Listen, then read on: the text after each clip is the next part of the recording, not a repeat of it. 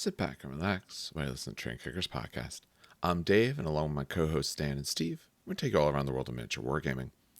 On tonight's episode, we get into what should hopefully be the final 2 weeks of going through the legions for Horus Heresy. In particular, tonight we're going through the 17th Legion, the Word Bearers.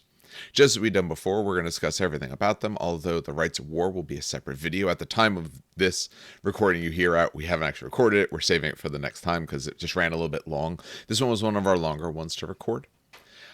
And Primarchs we're going to do once this is all done. I said we have about the rest of this week and the rest of the next week. So after that, we'll see what we do. But until then, on with the show. All right, and we are back on it tonight, going through the legions for the Horus Heresy. We have 4 total legions left. We have hopefully done in 2 weeks on this long project we've on. So we are now on to the 17th Legion. We're on to the Word Bearers. Just as we've done before, we're going to go through everything about them. We are going to have a separate video for the Rites of War. It should come out about a day or so after this one is usually my intention. And then we're going to be doing Primarchs later. Although, depending on how you look at Lorgar, he is in many ways sort of the weakest, but that's because he's not designed like the other boys. But we are going to start with Fluff, and Dan is going to be starting with that. Yeah, I got this one. So Word Bearers, ironically, I love, even though these guys are legitimately the bad boys of the heresy. These are the traitors. I don't think there is a loyalist Word Bearer, to be quite honest. There probably is. And even though... But they love the Emperor so much. Yeah, they love the Emperor so much. No, they wrote a book about it. The Horus are the poster boys. The Word Bearers are the ones manipulated in the background. So for the Fluff, if you don't know, before Horus fell to chaos, it was kind of the Word Bearers, specifically Erebus, who kind of led Horus Heresy. Kind of, yeah. No, it absolutely was 100% that. Fall. Which is why all the memes come out of, I hate Erebus. They're also the ones who raised the Ultramar sector almost to the damn ground. They laid waste to Calth. They held up the Ultramarines. These guys are also known for just screwing with the Immaterium. These are the summoners of the demons of the Ruinstorm, which are the progenitor demons. So, okay, slight side note. Demons of the Ruinstorm are not technically the demons of 40k because there is Khorne, Slaanesh, Tzeentch, and Nurgle, but they don't know that yet. Like, the humans don't know that, so they just call them, like, Crimson Fury or Creeping Scourge. Like, they call them by what they do. So anyway, these guys summon them. And whereas you might think, oh, but the Thousand Sons are... No, these guys legit screw around with demons. These are quite literally the Whispers and Horus Ears. These are the Architects of Damnation. These are, like, when you think evil... This is evil. Now, slight side note, I know Steve mentioned the Emperor. The reason I like these guys is, ironically, their home planet was absolutely razed to the ground by the Emperor himself. Now, you might be saying, oh, this was during the heresy. Nope, this was before the heresy. Because the Emperor did not want to be worshipped as a god. Yes, the 9-foot-tall, golden radiating, knew everything, did not want to be worshipped as a god. The Word Bearers kind of still worshipped them as a god, and they kind of made their home planet Monarchia this kind of big religious worshipping emperor planet, and he absolutely razed it to the ground, as punishment. He made them watch too, I should point out. And this is kind of what a lot of people think is the catalyst, because once they lost their kind of who do we worship now, they kind of found obviously the demons of the warp to worship. But yeah, no. And the ironic part is that these guys also made something known as Levitico Divinic. Oh my God, Jesus Christ. Leviticus Divinic. No. Letitio, Jesus Christ. Divinicus, which is essentially, for those who play 40k, this is the holy book of the Emperor that talks about how the God Emperor is a god. So literally the same exact book that the ecclesiarchy worships and uses to kind of have the idea of the God Emperor is the same exact book that the Emperor tried to burn on Monarchia because he wanted them not to worship him, which is just that. If that's not like this, I don't know why I like them. I think that's literally it. Just pure irony in its purest form. I love it. Love it. But that's their Fluff. Wait. is Monarchia their homeworld? Because that's not what I'm seeing. It's the capital city. Oh, Capital okay. City. Capital City on there we go. Sorry, they raised the capital. And it spawned quite the bit of hatred between Yes. one-directional hatred, might I add, between Lorgar and Gulliman.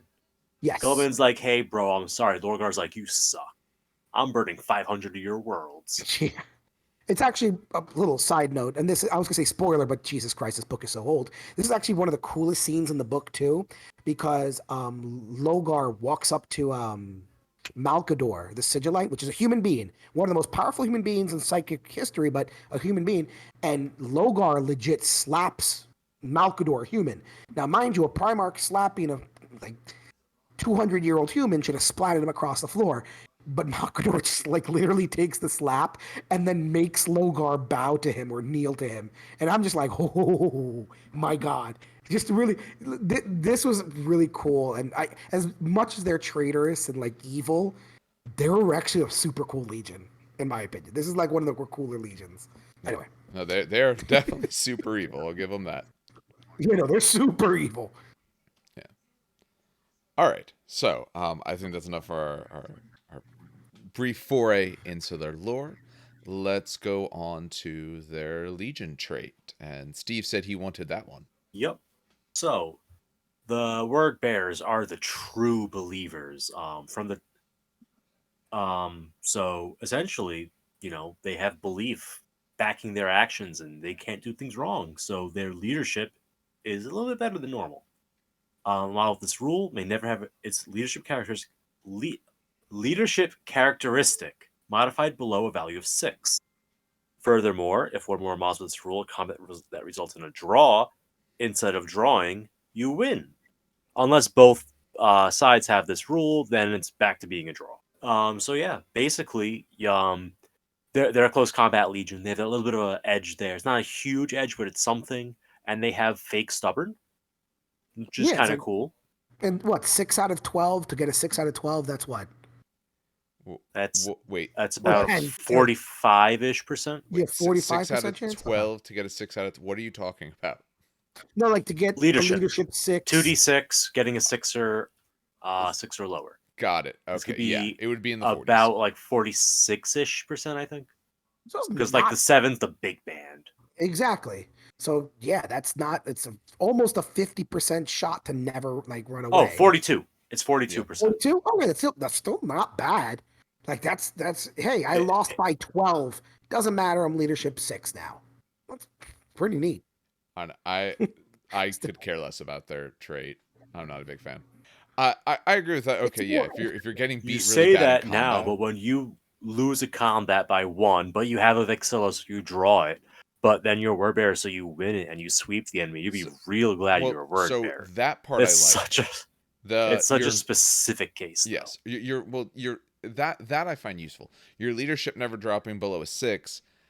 I don't find quite as useful. I mean, there's cases where it happens, but I'm more excited by what other legions traits have done for them.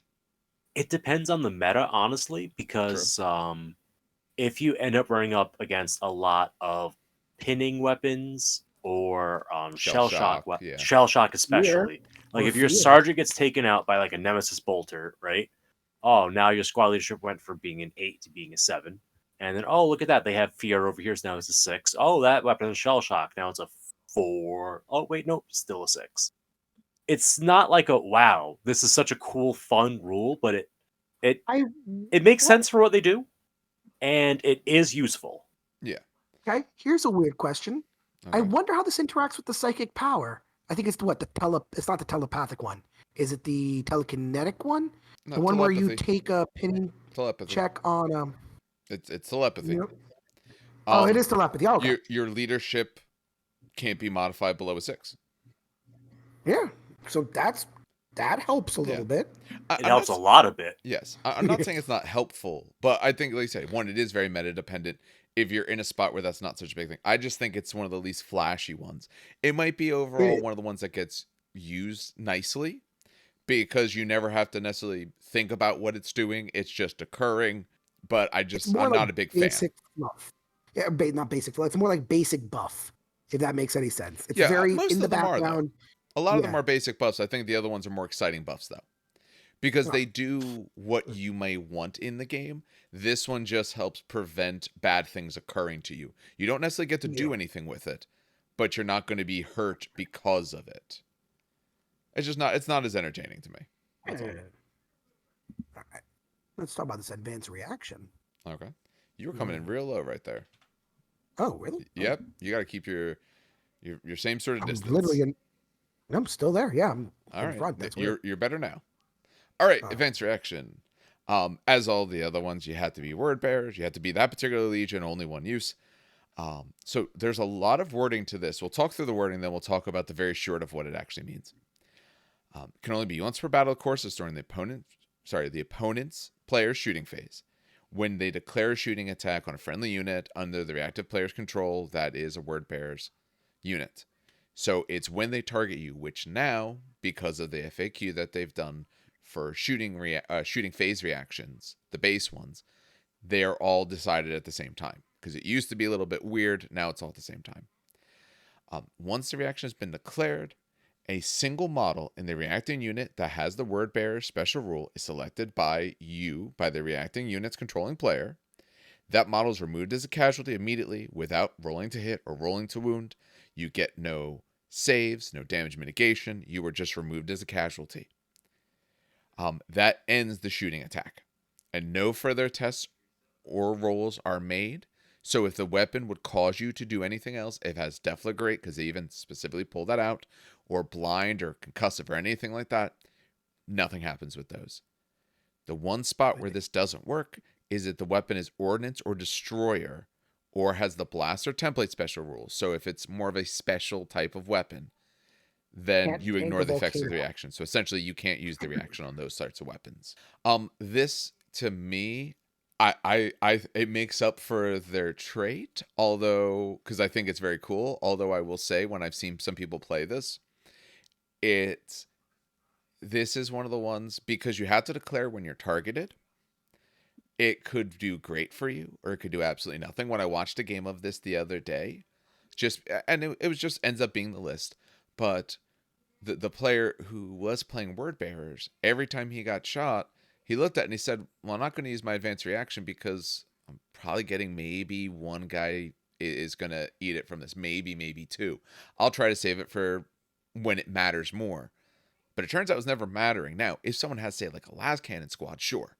Because they're firing, let's say 10 las cannons or tons of plasma guns at you. I'm just going to stop. I'm not going to worry about any of that. But if they're throwing some smaller units, you might be trying to save it for that big hit, and that big hit may not come. So I do think it's really good. It is very, very strong, assuming your opponent has a nice, big, strong unit. Or if you really need to make sure that some unit is going to live no matter what. Thoughts? If I may... Yes. I was going to say, there were no word bearers at the recent event that Steve ran. Yeah. But there were 3 very, very specific occasions in which this advanced reaction I feel would have been super powerful. So like one of them, Thousand Sun rotor guns, because they do a shell shock, but you can also stick a dude in there that adds an additional -1. Mm-hmm. So they're going to pull, sure, 1 or 2 or 3 dudes, maybe at most, right? And that's pushing it because they're rotor guns. Who gives a shit? But now you just remove 1 dude and you say, nah, screw it, don't even roll. If you're playing against Mechanicum and someone has Myrmidons or even Thalax, screw Myrmidon plasma, they'll kill themselves. Photon, if you have like a Photon Thruster Destructor Squad or Thalax, no, I don't want any of those rending shots. You can take this mook. There was one more I saw at the event though that threw me for a loop. Well, it was like a not a Phosphex squad. It was nuts! I can't remember what it was. Well, I think that's okay. I think the big thing is we can sit all day and play the game of when is this good? It's good in tons and tons and tons of cases. You absolutely should get use out of this. There are some times though when you're going to feel it's lackluster, because if your opponent's just bringing, doesn't have that big heavy hitting shooting squad, then you're not necessarily going to feel the time you want this. But then maybe you feel it when you have a few guys left to make sure someone lives.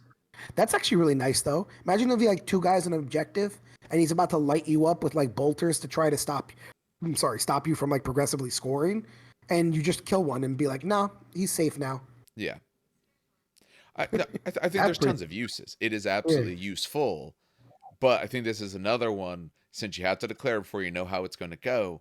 This is another one where you might him and haul and kind of miss the good chance, because you might be like, I got to save it for when he, fires that squad with the missile launchers at my over here.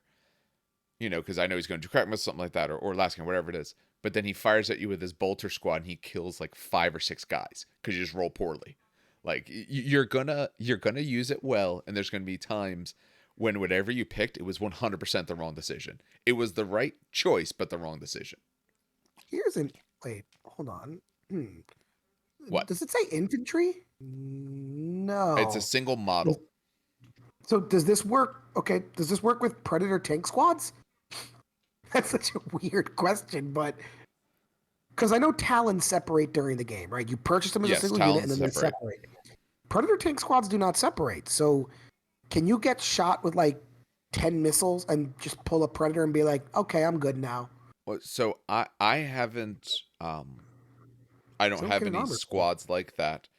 How does the damage go between members in a squad? To just go straight down the line when someone's dead, go to the next one?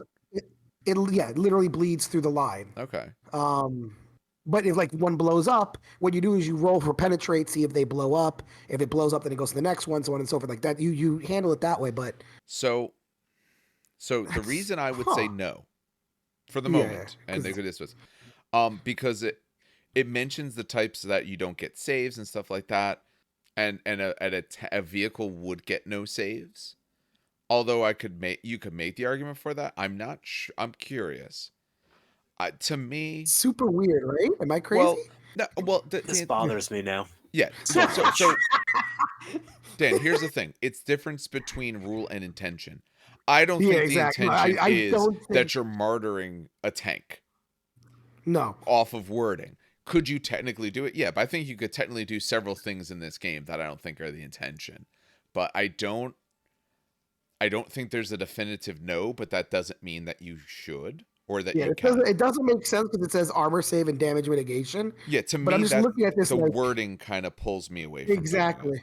I'm just imagining someone with a Kratos squadron. They don't act independently, do they? They act. If they're a squadron, together. They wouldn't. Oh yeah, so the Kratos squadron, you say, like you have 1-on-1 wound, 1 on full wounds. It gets shot with 10 last cannons. Remember, they're not on wounds. They're on hull points. They don't even. It's not even a wound thing. Yeah, so weird. So I would say no, because this thing talks about wounds. It talks about saves, all that. Exactly. I'm going to say no as well. Still hilarious, though, that I was bringing. I'm like, wait a minute. It's crazy. I mean, that's just looking for holes to. No, it's not even that. I was like, because I'm thinking to myself, like, because what it said was Legion of Stardust word bearer, and now I know that freaking vehicles have that. You know what I mean? So I'm like, wait, does this work for vehicles too? Like, I don't know. All their stuff doesn't help vehicles in any way. It doesn't look like it. No, it doesn't. But I was just laughing at that. It's just like, imagine a Predator squad going, freedom! He's charged in front of all the last cannons to protect the rest of them. Yeah. I mean, now, if anyone who plays word bearers wants to tell us otherwise, that's fine. But I would say no. I'm going to say no. I would love it to be definitive, though. I would love them to do an FAQ that says that. Just to cover bases. Still hilarious. And by the way, if the FAQ says they can do it, I'm gonna die of laughter when that one one hull point last cannon. Don't worry about things that just aren't gonna happen. We know the way GW writes rules. That they look at it from an intention aspect. Nothing in here feels the intention of that. Yeah. All right. Any other thoughts on their reaction? It really sucks when you're fighting them and you got a really, really nice unit lined up to shoot. And you're like, okay, cool. One Bolter Marine died. True. That's my side closing thoughts on that one. Yeah. As the opponent, because I fought this. Yeah. As the opponent, you have to know that they can do this, and you really have to. You probably have to be willing to lose a unit of shooting, no matter what that big unit is, or find targets they don't care about, or like I said, happens that one time, next time you're okay. But yeah, they're going to do this to you. At least it's only doing a shooting phase. All right, so we are on to Warlord traits. Steve tends to like to be a trader, so Yeah. Oh, but I tell have us so what many options with the word bearers. Yeah. True. No, Well, although that's only one one of trader, their Warlord traits is listed as trader only. which is very interesting. Which is dead wrong, but okay. Huh? All right. So, enslaved by darkness. This is the trader only warlord trait. The warlord may only be selected by model of the trader legions and the corrupted subtype. So, we're going to have to see a little bit more about that later. A warlord with this trait modifies his strength and toughness by a value determined by the current game turn. +1 on turns 1, 2, and 3. No modifier on turns 4 and 5.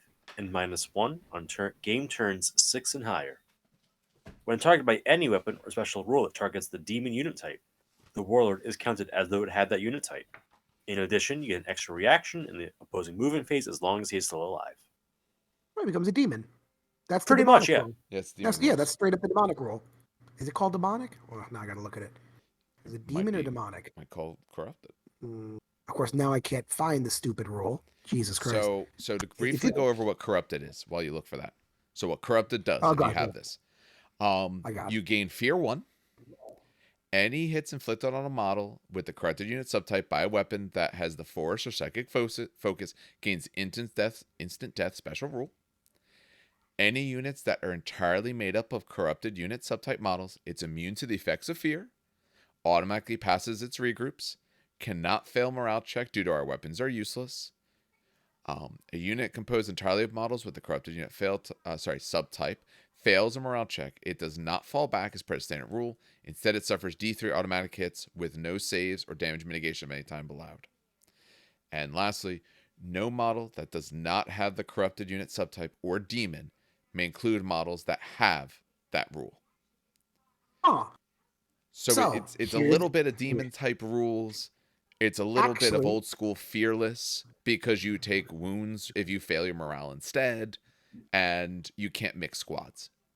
Actually, if you really want to be specific, Dave, this is exactly demon sans the strength and toughness bonus. So literally what you read is everything demons have. Got it. Except demons also have the modifier to strength and toughness. So essentially this makes him a demon. For all intents and purposes, he's fully a demon then at that point. All intents and purposes, he's a demon, except not a demon. Yeah. Okay.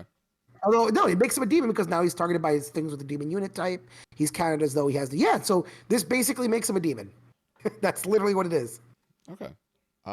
Yeah, because if you read Corrupted, I was following along. So I was like, oh, okay, yeah. check. Okay, good. Yeah, I had that open. I didn't have the demon page open. No, I have it, because I have that. Yeah, that's fine. No, same. Interesting. I'm calling. I like it.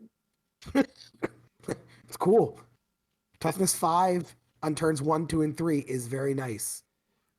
If you get the turn 6 and he's -1 toughness, Yeah. Just be happy he's still alive at turn 6. Yeah, exactly. Like toughness and strength 5. Because the power fist is, I think, what, ×2 strength? ×2, yes. So now your power fist becomes strength 10. Yeah, no, this is great. Can't be instant death by other power fists for 3 turns. This is wonderful. That was cool. I like this one. All right. Straight up evil. Do you care which one of the other two you do, Dan? I'll take unswerving devotion. I kept wanting to say unanswering devotion, and I know there's no A there. I was driving away with the wall. Unswerving devotion. Any unit that includes at least one model with the Legion of Stardust Word Bearer special rule, and have at least one model within 6 inches of the Warlord with this trait, including the Warlord himself and any unit he joined, automatically pass the first failed morale check or opinion test they are called upon to make each turn. Oh, that's neat. In addition, any army whose Warlord has this trait may make an additional reaction during the shooting phase. This one is quite good. I saw it used. Yeah, I know. I don't know which one I like more. Crap. This one. These are both solid. This one's... Overall, to me, the first one is the fun, fluffy choice, especially if you're like... If you were a 40k player and you're dabbling in 30k and you have a guy who's kind of demoned up, you can absolutely use him with the first one. It fits perfectly. Look great. Unswerving devotion feels hands down the better one. If you're going to crowd up your stuff, of course. But if you're going to do that, it feels so much better. Yeah, honestly, it's not even the failed morale check that got me. It's the pinning test. Because I've been on failed pinning tests before with my Myrmidons, and it's just so bad. It hurts so much. Both parts, especially when, and I haven't even faced snipers yet. I haven't even faced like snipers. Yeah. I haven't faced rotor cannons. So like, oh god, yeah, no. I watched it the other day where, it was okay. Here's this combat. You have your attack type, your attack squad or attack equivalent style squad, and here's their blender unit. But they don't kill you all because there's too many models you have. And normally you would be run down and they go on to the next thing. Like, no, I automatically pass this morale check. I'm staying. I don't have to worry about it. It's auto passed. And then you're stuck in. So now I can bring my forces closer or what I need. I like it. Any thoughts, Steve? I want to make sure you get a chance to speak in there. I mean, I think mine's cooler. I'm sorry. Mine's cooler. Yours is cooler. I don't think it's better. I think when I think of like what I want to have, your first one is the neat one. The second one's the one that I'm going to feel is useful very often. The only reason I think they're equal is because the first one also allows you to yeet your Warlord into like a blender with kind of no fear of repercussion, unless there's like an instant death weapon, of course.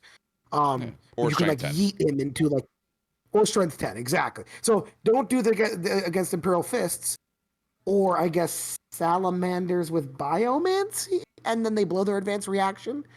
But other than that, like, just yeet him forward and watch him just kind of beat the shit out of anything that like he touches. I don't know. They're both good. They're both. I have a bad feeling that the last one, Iconoclast, is going to be so bad. Well, I mean, the other big thing is how it goes. Really. Yeah. There's no guarantee he necessarily destroys anything he touches by Enslaved by Darkness. It just means he's not going to die easily from it. Exactly. Yeah, it's a buff.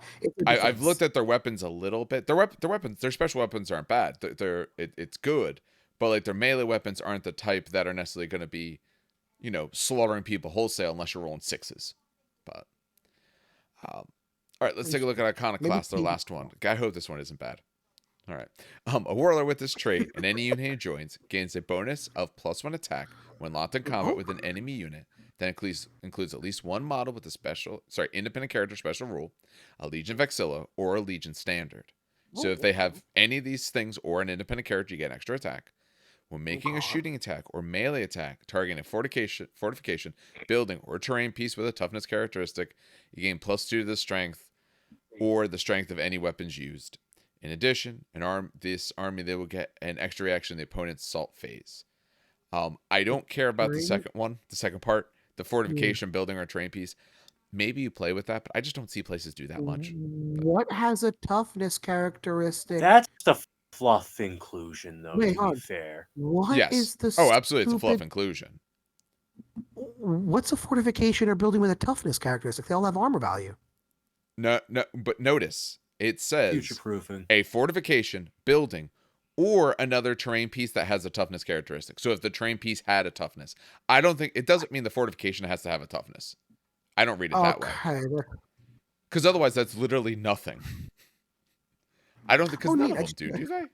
I don't think any of them do. Hold on. Let me pull up fortifications. Okay, while you do that, we'll talk. Pull it up quietly. Yeah, go ahead. Okay. This is not bad. I'll put it that way. It's not bad. It's a big flavor win. Yes. It is less exciting. The +1 attack, because it's not it's just when you're locked in combat. It's not necessarily the turn you charge or anything like that.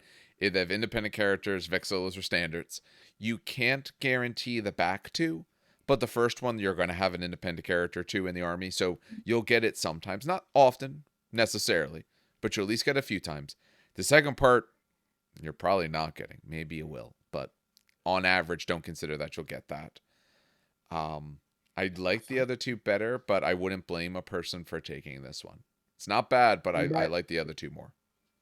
By the way, to answer your question, none of the fortifications have a toughness characteristic, so I have no idea. Yeah. Well, so there must be a terrain So piece. last edition, I don't remember off the top of my head for this edition, the weapons emplacements for the defense lines had a toughness. That's such a specific thing. That's weird. They're good at getting rid of anything that's on the board that the player didn't bring. They're better at doing it. Yeah. but most people don't bring stuff or play with rules for destructible terrain or anything like that. So it's probably not happening much. But the first part's not bad. Correct. They do have a demon on that page too. I do like that. The little blood crusher on the side of the page. That's nice. Nice little touch. Nice little touch. It's fitting. It's fitting for what these guys are. Very much so. All right. They have 3 decent traits. You could rank them anyway. I think the Iconoclast is the lowest ranked one. But, again, none of them are too bad, which is nice. All right. That puts us to their armory, because we skip Brother Rights of War. There'll be a separate video on that shortly.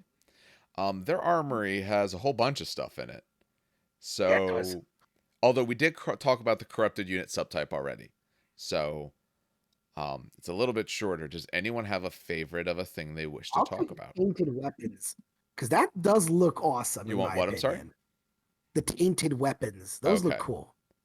You would, you heretic. Says the Iron Warriors player.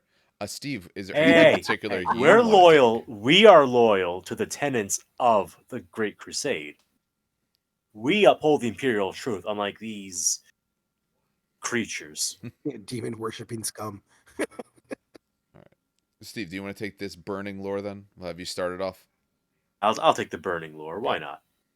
So, a Praetor, Cataphracti Praetor, or Tartarus Praetor, that's a word bearer, may take the burning lore upgrade for 25 points. When they do this, they gain the corrupted and psyker subtypes, as well as the diabolism discipline, which is a special thing that this legion gets. Yes. Yeah, we'll be going through the powers and all shortly. Yeah, it's like 2 pages later. Yep. Okay.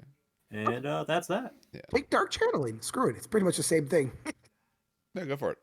Yeah, okay. So any unit with the Traitor Allegiance and the infantry or dreadnought unit type, as well as, being word bearer, may be upgraded with Dark Channeling for 25 points. Familiar points cost there. And you gain the corrupted subtype. Basically, it's a lesser version of Burning Lore. Yeah.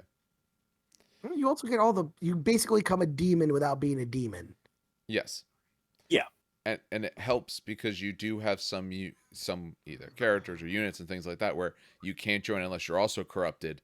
So you get some bonuses, and this can help make sure that you shore up where you want that. Because we talked about what it did. I mean, giving Fear 1 is nice, as long as you're not fighting someone who has a lot of force and psychic. But otherwise, you're immune to fear and all this kind of stuff. On the table. You're sticking around. I will point out slight funny fact about this. So in 1.0, Dark Channeling was great, but if you rolled, I think it was a 5 or 6, you turn into a demon, which is very much like this, right? You turn into a demon without the strength bonuses. It also used to remove your line bonus. So if your 20-man tactical troops rolled a 5 or 6, they would just lose line, and then an apothecary couldn't join them anymore. And it was hilarious to see. Just realize, guys, if you take Dark Channeling, you have to also probably pay. You have to pay for your apothecary because your apothecary has to be corrupted to join a corrupted unit. Just a slight note. Yeah. If you do such a thing. Yeah. All right. Talk about these tainted weapons. Tainted weapons. So any model with both the character subtype, Legion of Stardust Word Bearers rule. Also not an independent character. Nice. Okay. May exchange a power weapon for a tainted blade, tainted axe, or tainted maul. Oh, so this is very specific. So you get tainted blade, tainted axe, or tainted maul. So that means you do not get the claws or talons, but I'll mention them anyway. Yeah. So tainted blade looks like a normal power sword, but with murderous strike 6 up. Okay. Tainted axe looks like a normal power axe with murderous strike 6 up. I see a theme here. Tainted maul looks like a normal maul with murder strike 6 up. I'm assuming the claw is a reference to the power fist on a dreadnought. By the look of it, yes. Yeah, so it's murder strike 5 a little bit different because it's brutal too, but is it okay? But it's murder strike 5 up, which is that's sexy. And then tainted talons, which the Gal Vorbak have. They're basically, I think, your lightning claws. No, strength user AP3. Yeah, they're lightning claws, but instead of shred, they have murder strike 6 up. So basically, you are trading, or you're adding. Sorry, except for the lightning claws. But for the 3 that I mentioned, blade, tainted axe, and tainted maul. For 10 extra points, you get murder strike 6 up, which is. You would I wouldn't be throwing this necessarily on my normal characters, but my independent character, Yeah, that's what I'm I might do it, thinking. or maybe my character who's leading my say a heavier hitter squad, like say a Terminator type squad, he might get that because then at least he has a shot against some of these bigger targets. But I like it with the power sword, honestly, because if you're gonna rend, at least you're gonna murder a strike, and you're not gonna be unwieldy with the axe. And the Tainted Maul is AP3. So honestly, I like it the most on the blade, the sword, the fake power sword. I like that one the most. Okay, that's not bad. They're cool. yeah, Murder strike is scary. for it is. I mean, you're looking at the same thing that a Paragon blade has. So on the 6, Exactly. it'll come up. It just won't come up very often, or in general won't come up very often. Your really big characters are still probably taking Paragon blades or something different, but your mid-level characters, this gives them an option. All right, warp fire weapons. So this is any model with the Legion of Astartes word bearer special rule may exchange a plasma pistol for a warp fire pistol for 5 points, a plasma gun or a plasma blaster for a warp fire blaster for 5 points, or a plasma cannon or Gravis plasma cannon for a warp fire cannon. So they will count as plasma. So you're replacing plasma weapons for 5 points with the essentially equivalent version in warp fire. So pistol, blaster, cannon, they're all strength 6 AP4, so they're the one less strength.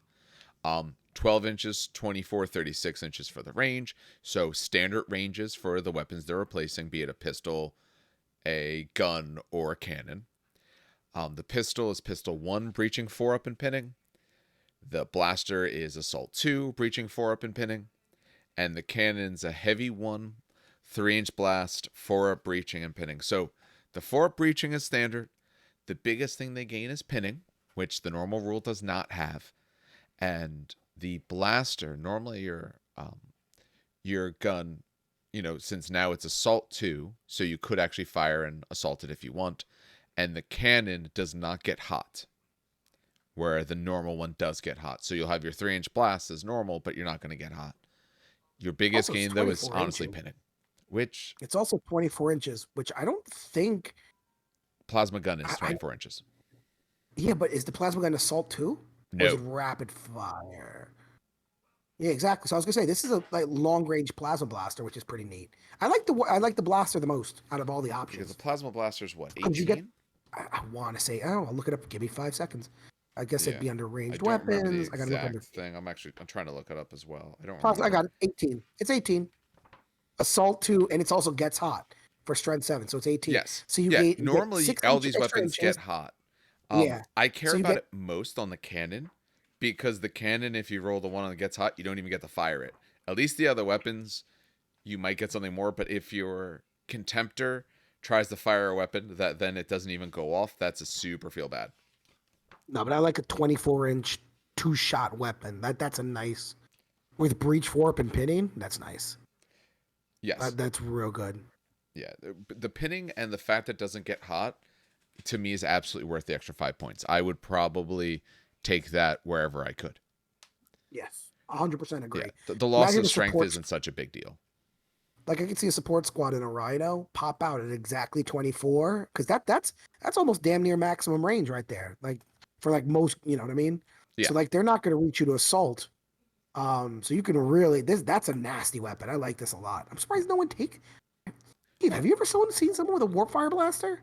No, because they were a horrible idea last edition, and this edition no one's even looked, I guess. Interesting.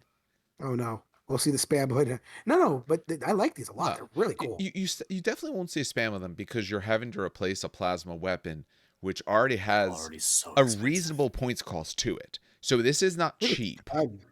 Yeah. You talk about on a support squad, that's an extra 25 to 50 points, depending on how many guys in there, when you've already added on a cost of like 10 points a guy or something like that. Like, you're going to get points wise very expensive, but if you're going to run plasma stuff, I would absolutely consider it. And to me, if you wanted a plasma cannon on your like Contemptor or essentially Dreadnought style thing, I would absolutely take this every time. For 5 more points, the fact that I'm not going to get hot, worth it. Do heavy support squads take plasma cannons? They can, yes. Okay, so I'd take it on that. That'd not be a bad idea. No, because again, the not getting hot is so useful because you're not going to kill your own support squads. Oh, exactly. Sorry, heavy support squad, I should say. And it's going to breach, and it's you get that pinning check.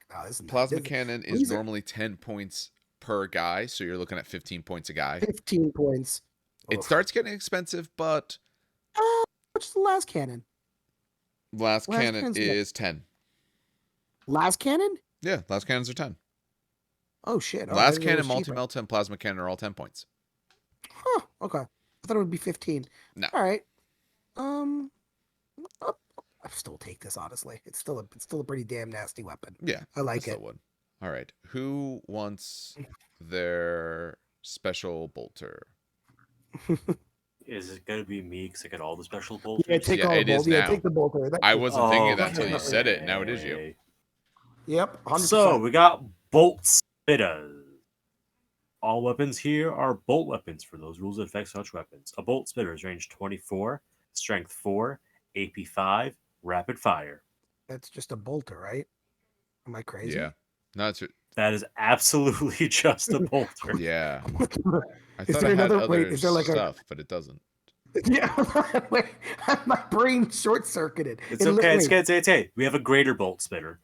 Okay. Range 48, strength 5, AP 4, heavy 6, twin link. Oh shit! Yeah, it's a longer ranged heavy bolter, but also more shots. And also twin link. Yeah. All right. I'm going to assume those both belong to the Mhara Gal Dreadnought. Yeah, I'm gonna hope so. That's a Gravis bolt cannon. That second one. Okay. Range is different, but otherwise that's a heavy 6 twin linked weapon. My guess is that's what that second one I'll give you because it's got more range. Fine. The fuck is the point of a bolt spitter? Let's call it a bolter. Because bolters have distinct ammo casings and patterns, and Gal Vorbak have fleshy bits that become metal bits that shoot bolt rounds. That's true. That is true. I was looking at their rights real fast to see if because I know Iron Warriors had a thing of you got a special weapon, but hey, let me see here.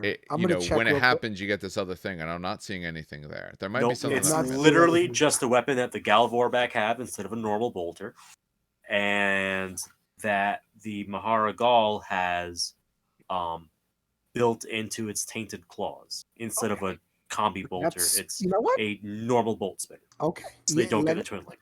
Special snowflakes be special snowflakes. I ain't gonna be mad. Okay.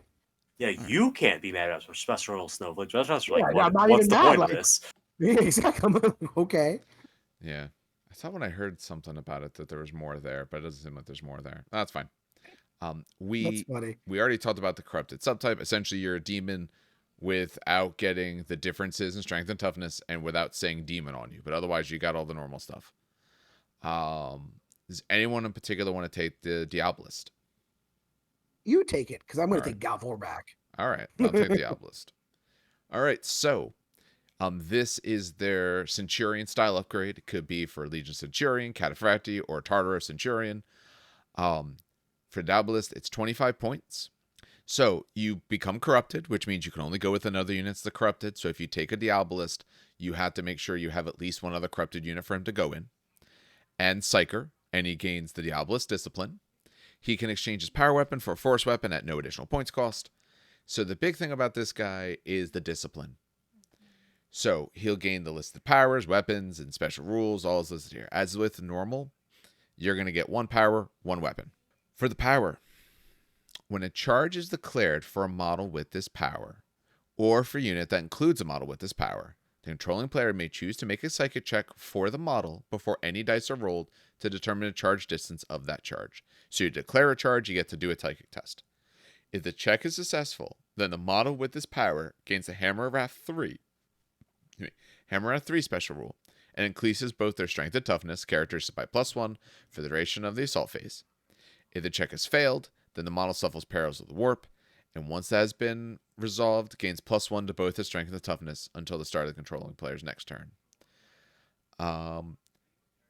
So it's kind of on-demand biomancy to an extent, but it only works on him. And nicely, as someone who's failed many, many checks, it goes off even if you fail. You just don't get the Hammer of Wrath. You'll take your perils, but you would still get your strength and toughness bonus.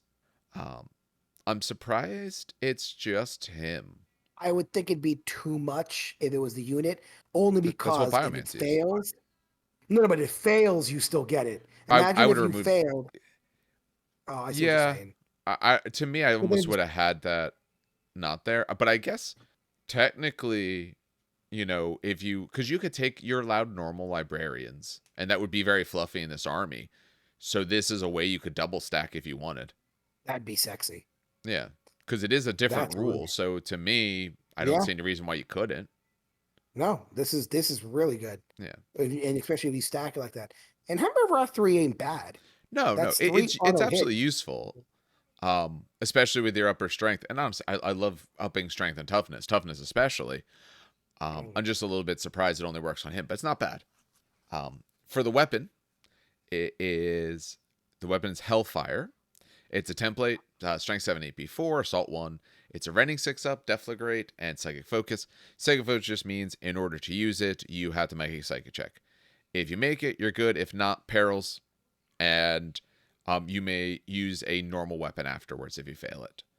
So, I mean, okay, back to the psychic power. If you want to be full meme status, make him your warlord, give him the demonic warlord trait, cast the psychic power, and have a librarian in there with biomancy.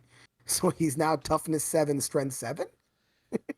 You could. I'm not saying it's a good idea, but you could do it. No, I didn't say it was a good idea. I said meme status. Yeah. That is funny though. Yeah.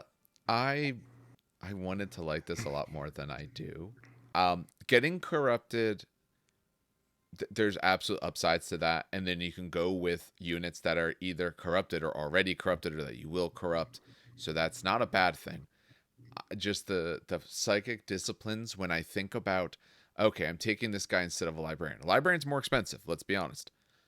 But I like the librarian options a little bit more than what I see here. The psychic power is not bad, but I'm only going to care about if I'm doubling up with other psychics. And the Hellfire weapon is nice, but I kind of like some of the other ones either a little bit more, or that's not always the drawing feature to me, is the weapon. It does say you get lightning as well. I don't know what that means, but etheric lightning. Everyone gets that.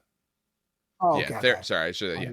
If you are a psyker, essentially everyone gets etheric lightning, and then you pick your discipline. This guy has his discipline pre-picked, but yeah, everyone gets etheric lightning. I'm surprised this used to be able to summon demons. I'm surprised it has nothing to do with that. Huh. That's what I was waiting to see. I was waiting to see their character upgrade that gets demons or fits demons a little bit more. Or, you know what, Dave? I bet you anything when the PDF releases for demons eventually, because we're all waiting for it. I bet you anything it'll have like, hey, add this psychic power to traitor legions, and it's like it'll be, I don't know, demonic. We already have the Legion Esoterist as a generic option. Yes. Oh, okay, yeah, you're right. Yeah, we already have that. I think what you'll see is the allies chart for at least some of these guys is going to throw. Are demons in the normal allies chart? No. I think you're going to see them get added in certain ways. I think that's what you're going to see when Demons of the Runestorm come out. At least I would like to see. He's okay. I kind of wish he was something else. I have to agree with you. I kind of wanted to like him a lot more than what I thought. Yeah. Which sucks a little bit because I don't know, maybe it's from the last edition. I remember him summoning like demons and it was super cool.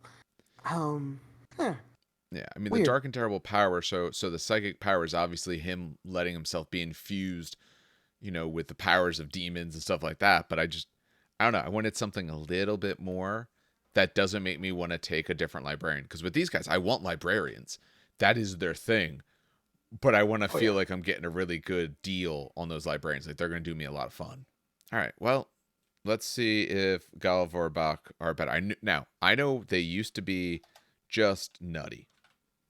I guess we're about to find out if they're still nutty. I know they used to be nutty. Really quick, I want to point out, because I know we don't talk about Primarchs, but I did find it. If you take Logar transfigured, so Logar Demon Baby, that's when you can take Legions of the Ruin Storm as non-compulsory slots. Got it. So okay. That's how you take it in.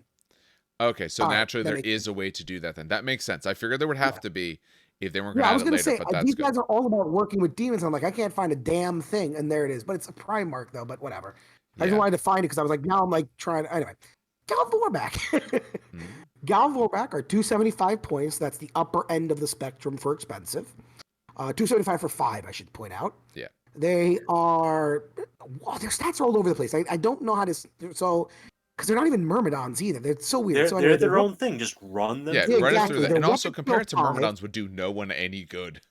Yeah, I know. Well, no, it's not even that. So, weapon skill 5, ballistic skill 4, strength and toughness 5, 3 wounds, initiative 5, 3 attacks.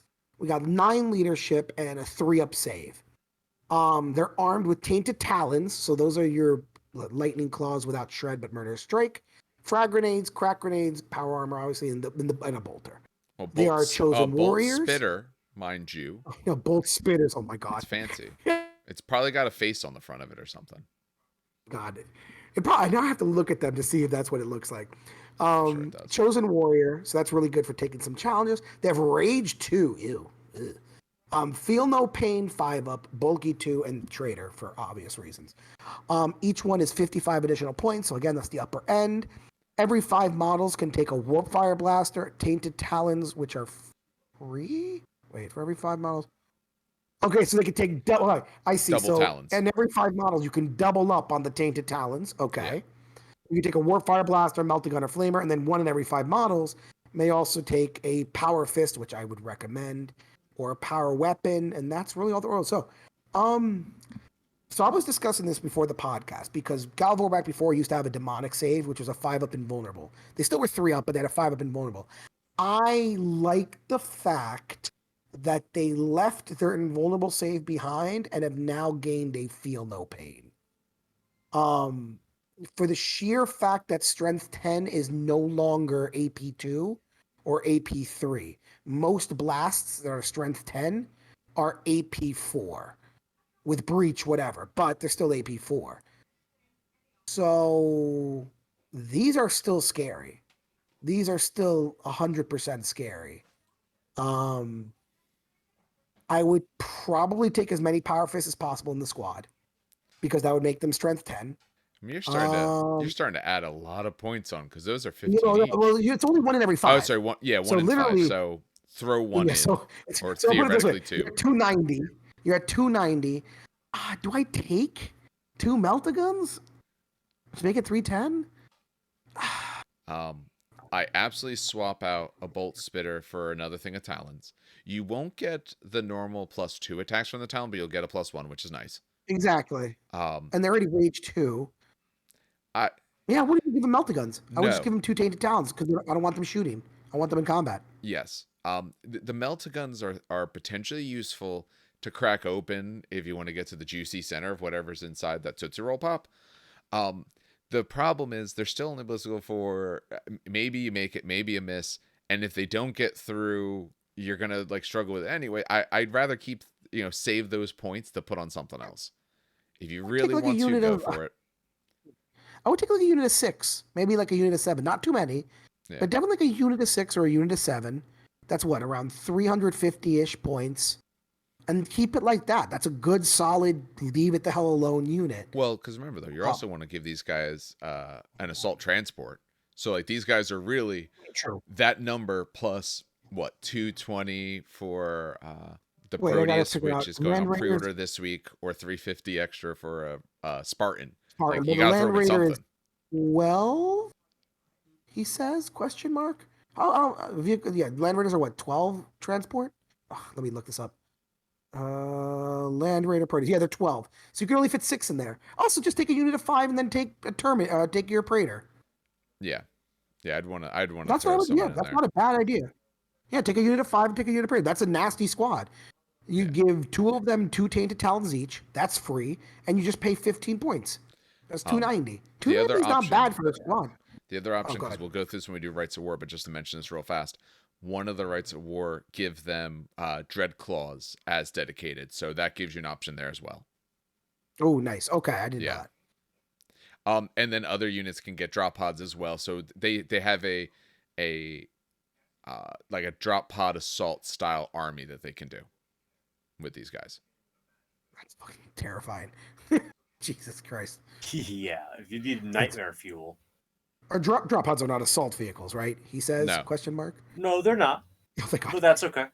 Dreadclaws are, though, I think, aren't they? Hold on. I have it up right here. Give me 1 second. Dreadclaw should be.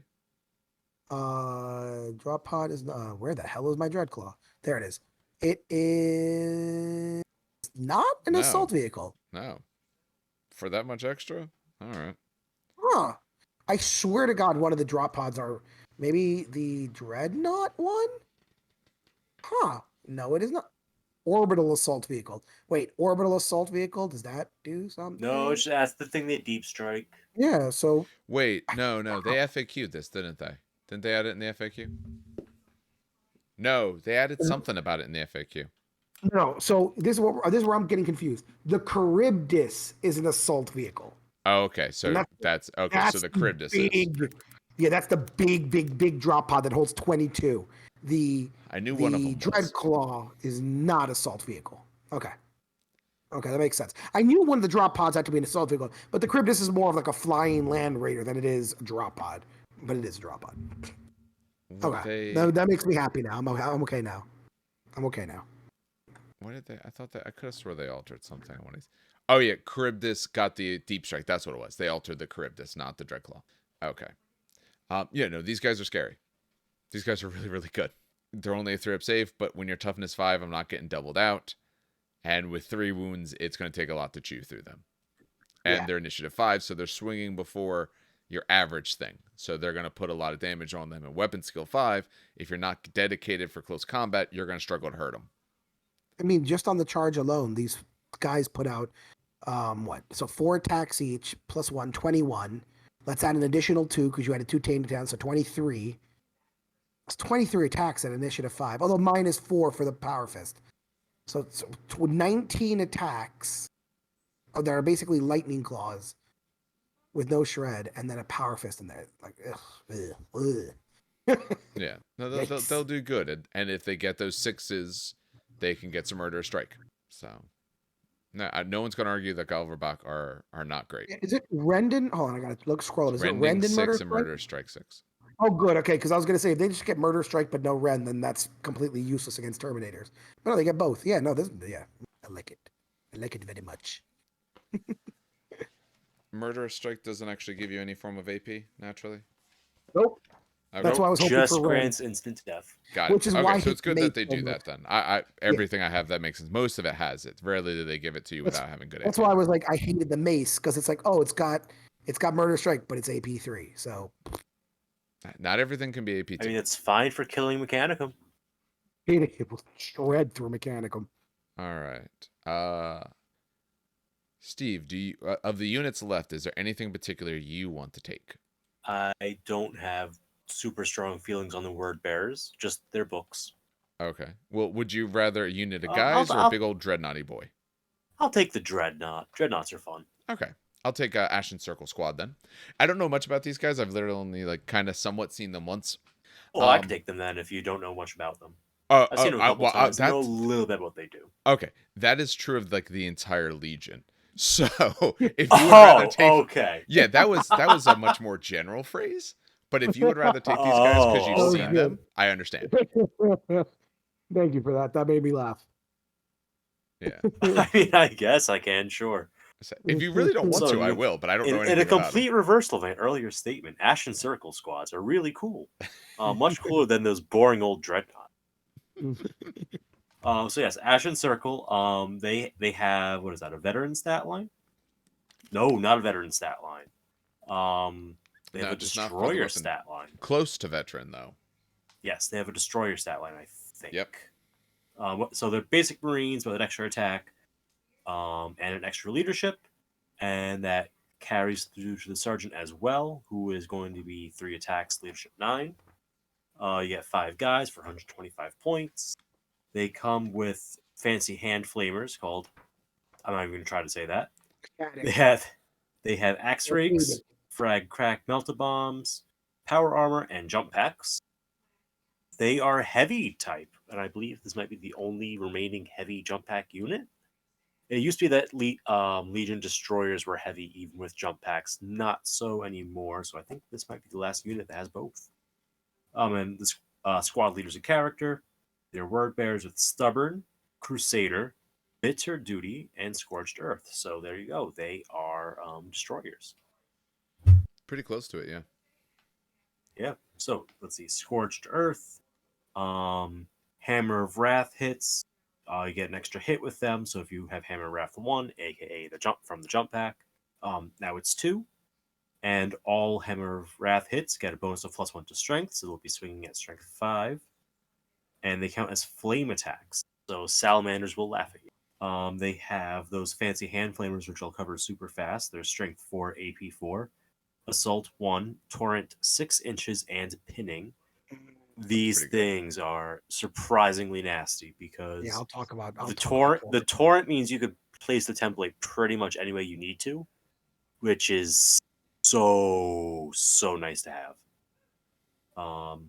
And the axe rake is a +1 strength AP3 weapon with melee and shred.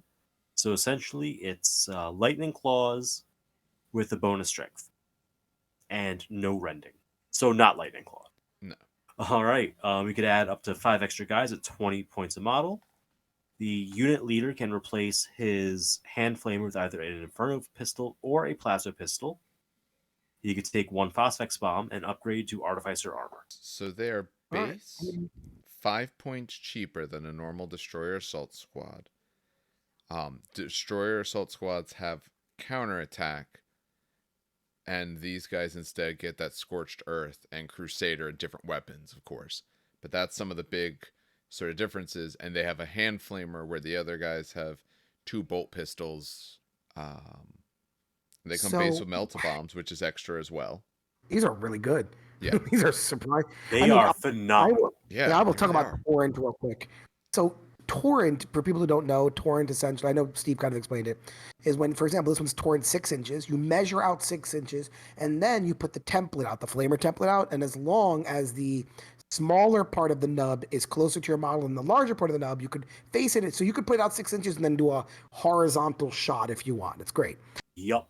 It is deceptively long range. The only reason I say this is because I was playing with the Myrmidon IRAD flamers for the first time ever. I never use them because it's Torrent 12 with a flamer. Screw it, I don't care. Or Torrent 18. Point is, I didn't use it because it sucked. And then I realized, holy crap, I can literally hit you from like 20 inches away with a flamer. How's that bad? The flame template's 8 inches, the bonus 6 inches here. Exactly. 14 inches, you're outranging bolt pistols. Yeah, it's such a weird thing, Dave, because it's like, I'm so used to like template being template, you know what I mean? Because you can't read? I've never played with Torrent. So I was like, and the fact that you could like take the Torrent weapon and literally just bend it around a goddamn corner is insanity. Like you can just go nuts with these hits.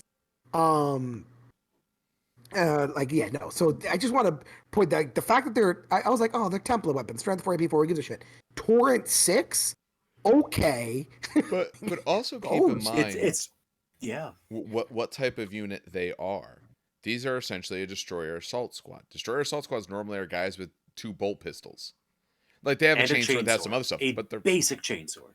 Chainsword. So it's like I would take 1 copy of this hand flamer over 2 bolt pistols any day for less points. Absolutely. Also, fun little tactics, since we are tactics, we do talk, you can easily place that flamer so you're hitting your original squad and then also hitting a squad near them. Like that's, you don't have to target more models in the squad with the template weapon. You could angle it so you hit, 1 dude in the squad you're targeting and then 6 dudes behind it if you position it correctly. So just realize that. You can easily just like flame a squad behind them and then charge the squad in front. Yeah, I think the only thing these guys are missing is the rad grenades, which is fine because their axe rake gives them bonus strength. Yes. Yeah. And they come with the melta bomb base, which is very, very useful. So they can go against, the vehicles or the stuff that you might have wanted to avoid otherwise. this is a criminally underpointed unit, I think. Yeah, I'm going to say this they are incredible. If you're not running these, what are you doing? No, and they're lore-wise so cool too. Like these are the guys that drop down, they find all of, all the icons of the enemy, and like, yeah, I'm gonna burn this shit. Jesus, they're only 225 for like max squad. I'm max. Screw it, 235 for artificier armor. I don't even want the Inferno pistol. Screw that. I don't mind the Inferno pistol. I kind of like it because, like I said, it's a melta, just in case it's a deterrent. Just in case, yeah. Yeah, if either I need it or to help deter. They are base 235. Yeah, they're base 5 additional points per model above what Destroyer Assault Squads are. So they're cheaper to start, but they get more expensive to add more guys in. I think it's worth it because it's for extra hand flamers and all. It'd be those extra points anyway, where they would get 2 hand flamers, these guys get 1. But this is Torrent. I prefer Torrent because then I don't have to be about as careful as I place my unit. I can be a little bit more haphazard with how I place them. Wow, this is I would have thought these guys would be a tiny bit more expensive, like at least starting off at like let's say 140. Wow, these are really under cost. So when we think of costs, I'm always reluctant necessarily to say something's undercosted when it's in a legion, because I don't think you can look at it in a vacuum. Sure. We compare it to Destroyer Assault Squads because that's the analog. Okay, they're roughly equal in points. These dudes do seem a bit better. Okay, so that just means if you're word bearers, you probably take this over that.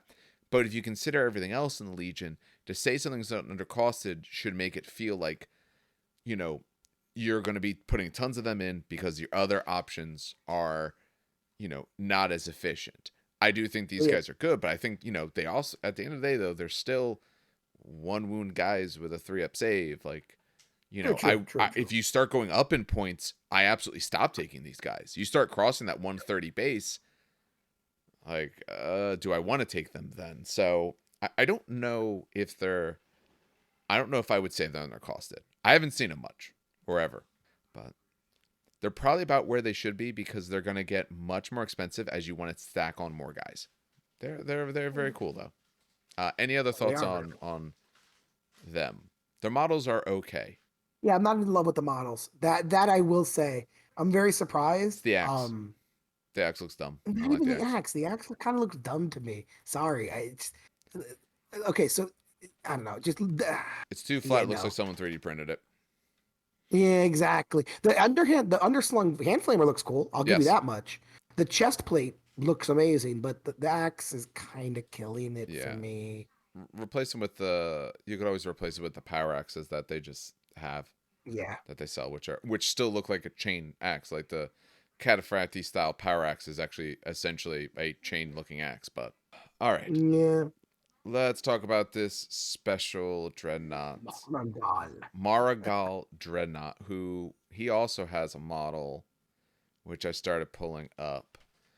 So, this guy is move 8, weapon skill 6, ballista skill 3, so he does not shoot very well. Strength 7, toughness 7, he's 8 wounds. Initiative 5, 3 attacks, leadership 10, 2-up save. So, he's corrupted. So he automatically has all those. So he causes fear, which if you look at the model, yeah, he does. So he's similar in ways to some of the other dreadnoughts. He has a mixture of different pieces. He's got a better weapon skill than most of them. He's got wounds more than most of them. He's got about the same strength, toughness, but his ballistic skill is much worse.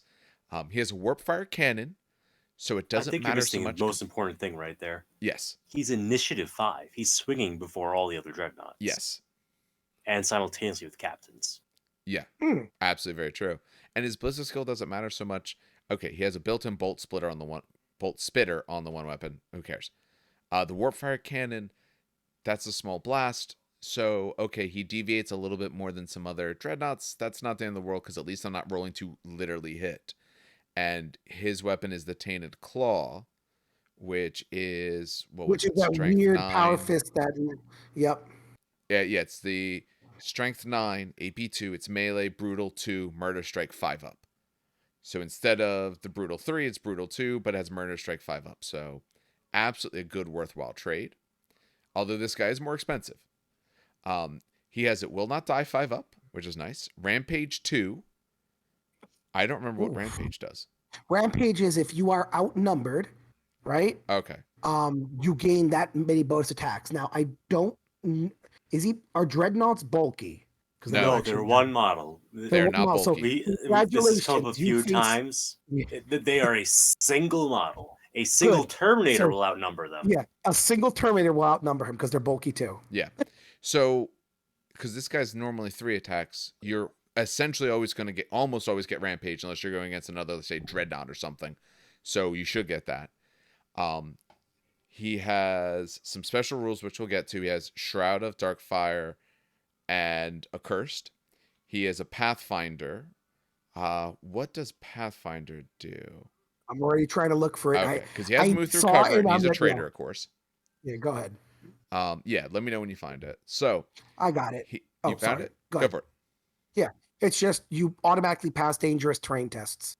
Yes, they split that off from Move Through Cover this edition. I was about to say it, but Dan found it. Okay, very useful. Because actually, I was telling someone the other day, I thought Move Through Cover did both. I didn't realize it was actually separated. Okay. Yeah, that was last edition. Got it. Two effects. Because so many things were able to grant Move Through Cover, that dangerous terrain kind of became irrelevant. Yes, I agree.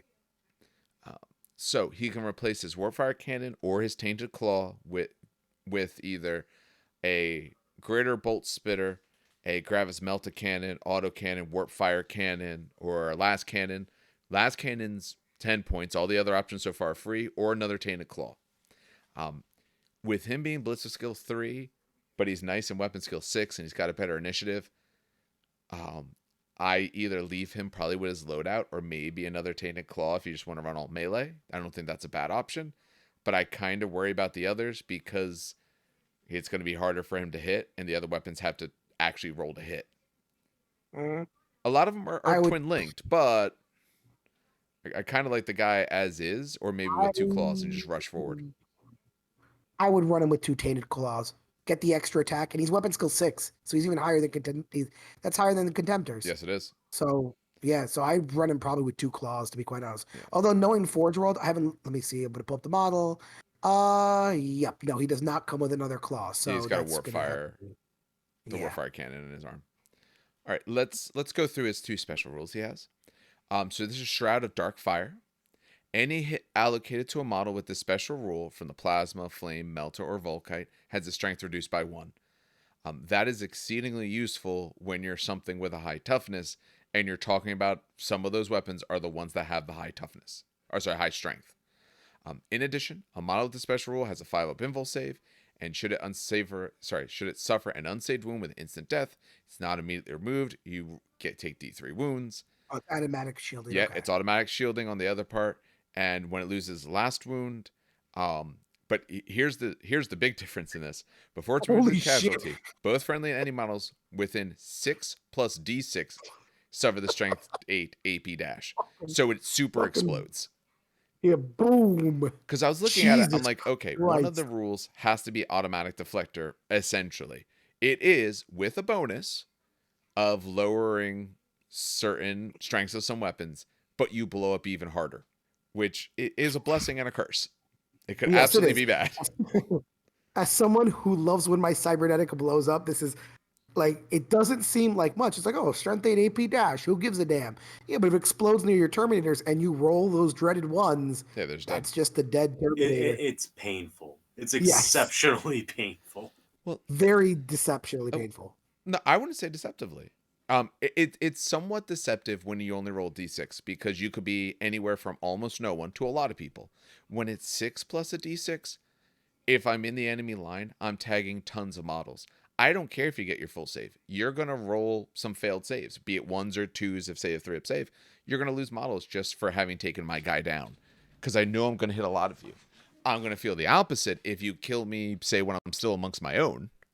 But if I'm in the middle of your stuff and I go down, I'm happy about that. You're taking all kinds of damage. To be fair, I think this gives me even more, not evidence, but this gives me more like Ghana, I don't know what fire to bring a double melee and just yeet him forward. Ammunition is usually the idea. It gives you more ammunition to do the thing, but more fire is not a terrible. Because he moves what? If he runs, he moves what? 8 and 5. Yeah, he moves 13 inches a turn. Jesus Christ. Yeah. No. And then you reaction if anyone gets anywhere near you to pull him closer. Exactly. Just yeet him forward with double claws. Screw the plasma. He's got one more rule, so we'll discuss his rule real fast. All models that had the demon unit subtype and or psyker or corrupted must reduce their toughness and strength by -1 where they're within 6 inches of him. Models with the special rule are also immune to this effect. So he's accursed. So all that good things that he can do, you don't want to put him near any of your demon units, your psychers, or your corrupted units, because he's lowering their strength and toughness just by being near him. Yeah, no, it's keeping the hell away. Yes. He's going to move faster than most of your stuff, so he'll get away quick. But when you're setting up on the board, he needs to have a bubble around him of non-corrupted. You can put other people near him, non-corrupted, non-psyker stuff. He's a very expensive contemptor, but I think you get a decent amount extra for that because you're getting the extra weapon skill. You're getting extra wounds. The initiative is huge because you can potentially take down other contemptors first, especially if you have two fists or something like that. I really like this guy. I don't like his model at all. Okay. So, okay. Not always happens, but sometimes GW and Forge World have the habit of not painting the model or maybe not photographing the model correctly. I have seen Mhara Gals that look absolutely phenomenal. Because listen, Games Workshop is great, but sometimes their photographers the paint job might be amazing too, but sometimes they just photograph the model and it looks like shit. I'll be honest. There are some times where the Mhara Gal. Let me see if I could find it. It was actually, funny enough, I think it was a Forge World picture too. Let me see. There it is. Yeah, no, let's be honest. It took me 5 seconds. A paint job absolutely can help a model. Yeah. But I'm not a big fan of. That's honestly, when I was thinking about Legions, I didn't look at word bearers at all because I don't like the sort of corrupted look of models and things like that. I'm just not a fan of it. This guy's got like teeth and intestines and stuff like that and spines on his back and all. I'm not a fan. If it was done a little bit nicer maybe, but in this it kind of just, I don't know, kind of looks like it's thrown all over. The ones I'm finding, I'm not going to post it on this, but the ones I'm finding, all the ones that look good in my opinion have just a darker. So I feel like the Forge one is too light. I don't know if that makes any sense. It's appropriate colors though. I know it's that's word bearers colors. Yeah, I know, but it's like too. Let me. You know what? Fuck it. Let me just. How do I drag this? Well, but the people who are listening can't see it anyway, so. I know, but just I want to hear your reaction mostly. All right. I want to hear the way you react. Like here, look at that real quick for 5 seconds.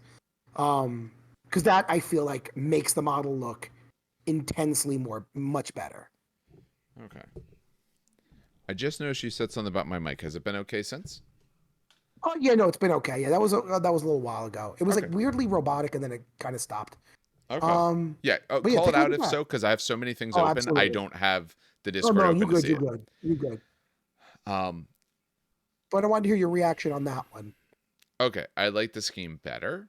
I'll keep this very brief. If I remember, I'll try to load this in. I like the scheme better. I'm still not a huge fan.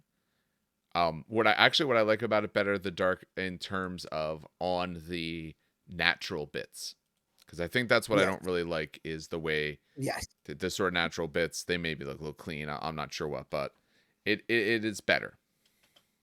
It looks dirtier, and that's what I like it a lot more. Yeah. All right. Well, this guy is cool. Still side. Yes. Still very cool. All right. We have one more unit.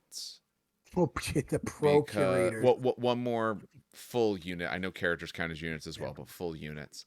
Though this guy, he was in... What is the name of this thing? The Exemplary Battles of the Age of Darkness, the Scouring of Gildan's Star. Gildan's Star, yep. The Procurators. I'll take these guys. These are interesting. I was reading I was like really interested on these rules because they're weird. Anyway, so this is an elite's choice.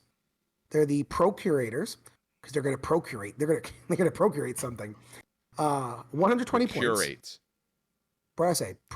Procurate. No, you said procurate. Procurate. Oh, I do not want to see that. Listen, the word bearers. To procure. They take things. Yeah, to procure essentially. They look like a normal Marine stat line, except they get an extra attack. And I guess the Procurator gets a 2+ save. Probably has Artificer armor somewhere. So you get 5 models for 120. So the procurants, which are the normal guys, get bolt pistol, chainsword, frag grenades, crack grenades, power armor. The Procurator gets bolt pistol, chainsword, frag grenades, crack grenades, a Narthecium, and Artificer armor. So it's basically an apothecary. They have Chosen Warriors, Grim Purpose, Flesh Harvesters, and they're obviously Trader. You can put them in I think a Rhino transport. Does it say Spartan?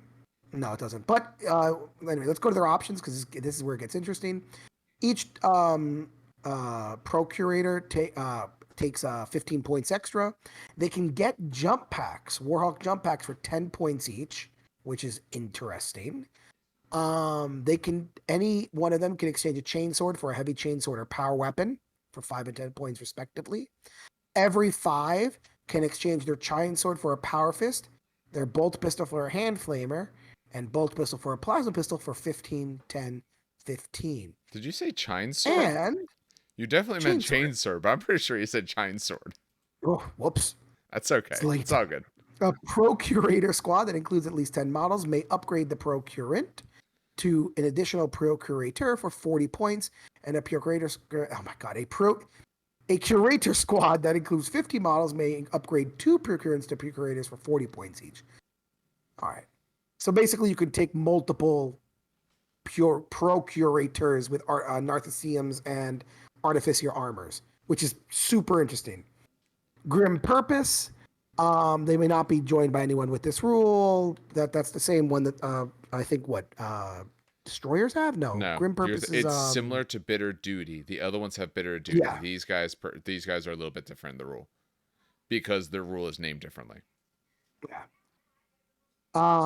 May not be joined by any models that don't have the special rule. They can't be joined by apothecaries or tech marines, which is, I guess, the big difference. Flesh harvesters. Friendly models with the psychic discipline. Harbinger of Chaos. Harbingers of Chaos. Has that been a psychic discipline yet? I'll get back to that. So anyway, the psychic discipline. Yeah, I think that's Demons of Runes. Anyway, Harbingers of Chaos, Diabolism, or Anathema. I don't know. Anathema. Within 6 inches of a model with the special rule may roll an additional d6 and discard the highest result when making a psychic check. Additionally, in missions that use victory points, the controlling player gains an additional victory point for every enemy unit that is removed as a casualty as a result of a sweep in advance made by a unit made up of models with the special rule. So, let's break this down because that was a lot of rules. First of all, they have an apothecary in the unit. You can take up to, I think, 15? Yeah, you can take up to 15. If you have 10 in the unit, for 40 points, you can add another apothecary. If you have 15, you can have 2 apothecaries. All right? On top of that, these guys, if you have a friendly model with either the Harbinger of Chaos, Diabolism, or Anathema within 6 inches, you roll an additional d6 and discard the highest result. So it's harder to fail, essentially. On top of that, you get extra victory points if they kill something on the sweep. This is a pretty cool unit for 120 points. They're cheap enough that I think I would take them, to be quite honest. At least 1 unit. Right? Yeah. Am I crazy? No. Yeah. The problem they're going to run into is if you don't take them with jump packs, you got to get them there. And what you're putting them then, if you're not putting them in an assault vehicle, then they got to be able to get out and hang out for a turn.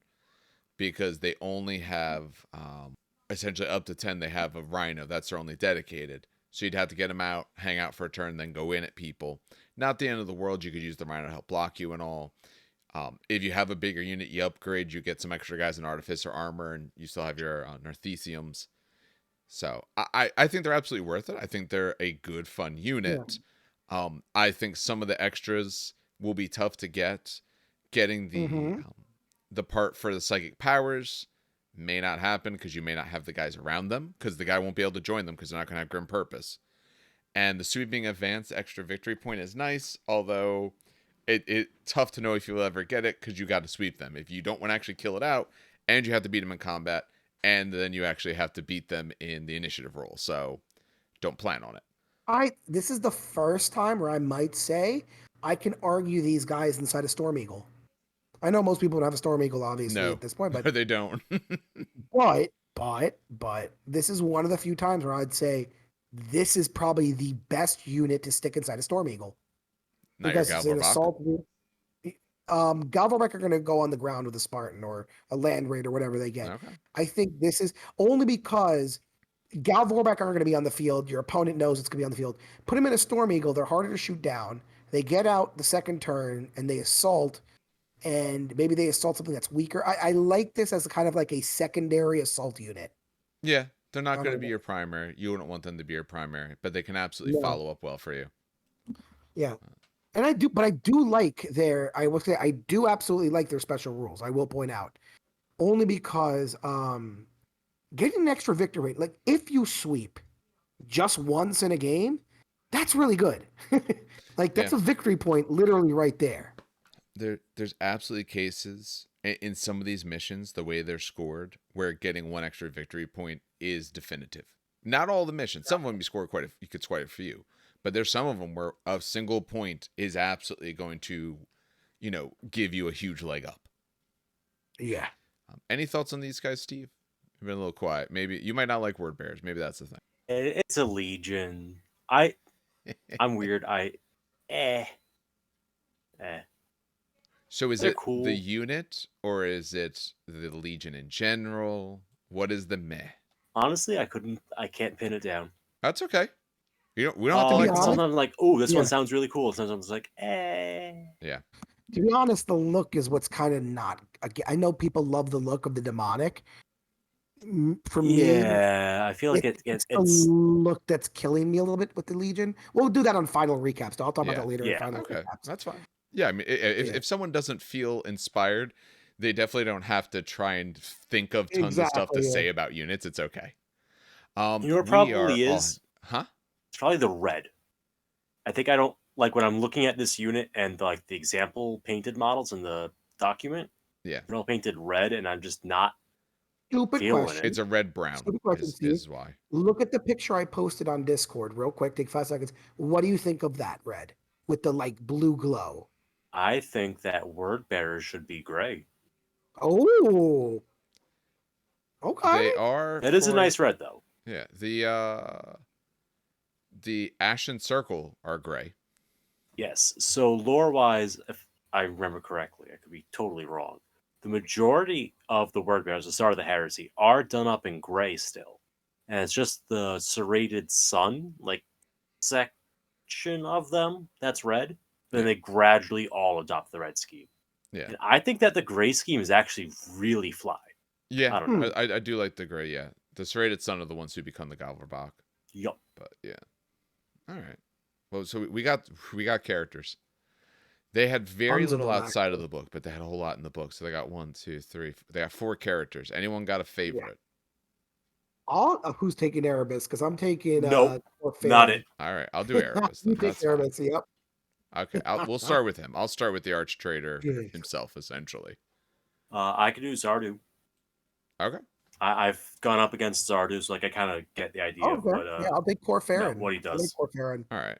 And I'll grab Argel Tal or whoever. All right. So, High Chaplain Erebus, 165 points. Like I said, he's the child of primordial truth. He's essentially the one that causes the whole Horus Heresy, I think. If you read enough of the books and stuff like that, he's sort of the one that made it all happen. Yeah, no, he is. So, move 7, weapon skill, ballistic skill 5, strength, toughness 4, course 3, wounds, initiative 5, 4 attacks, 10 leadership, 2 up save. So he's almost a Praetor stat line, a little bit different, but he's reasonably close. He has a plasma pistol. I find it odd that he doesn't have their own special pistols. He has a normal plasma pistol, at least base. He has a Crux Malefica. Malefica. Artificer Armor, Iron Halo, Frank Crack Grenades. He's a Master of the Legion, of course, independent character. He's relentless. That makes sense. He has Hatred Loyalists. He's fearless.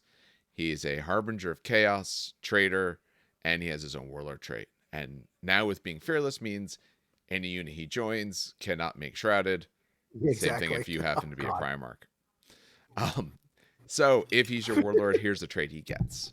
When High Chaplain Erebus is the army's Warlord and is part of a unit composed entirely of models with any version of the Legion of Astartes X special rule, no wounds may be allocated to him, regardless of the attacking model's rules or effects, as long as there's another model in the unit. So when he's in an Astartes unit, because it doesn't have to be them, any one unit he's in, you can never put a wound on him, no matter what your rules say if there's someone else. If High Chaplain Erebus is engaged in a challenge, then this rule does not apply. So in a challenge is the only time it happens. However, if High Chaplain Erebus' controlling player chooses to refuse the challenge for a unit that includes him, then the opposing player loses the option to stop one model from participating in the combat. In addition, you get an additional reaction in any one of the opponent player's phases chosen by a controlling player at the start of the battle, as long as he's not removed. So when the battle starts, you're going to choose which phase you want your extra reactions in for as long as he's alive. And like I said, he's Shadow. So this is called Shadow Behind the Throne. He makes sure he's never in the bad spot. You can't pick him out, no matter what your rules are. And if he doesn't want a challenge, he can refuse the challenge, and you don't get to make anyone sit out. So he can just do as he wants. That's so great. It is so absolutely funny. What a worm. Yes. What a worm. Oh, but it makes me hate him so. Like, I love it, but it makes me love it in such a way that I hate him so much more. If you read the books, especially the first few, anytime he shows up and when you kind of put all the 2 and 2 together, what's been going on, like, I don't know. I was like, man, this guy's awful. He's like the worst. He's the worst. His Crux Malefica. Is that because he is, like I said, he's a chaplain. So it makes sense he has a Crux. +3 strength, AP2. It's melee and unwieldy. So swinging at strength 7, AP2. Going last, but he doesn't care because he's not going to be in a challenge. Because why would he? He's a Harbinger of Chaos. A detachment that includes Erebus may select up to 3 non-compulsory elites or HQ choices from the Ruinstorm Demon Army list.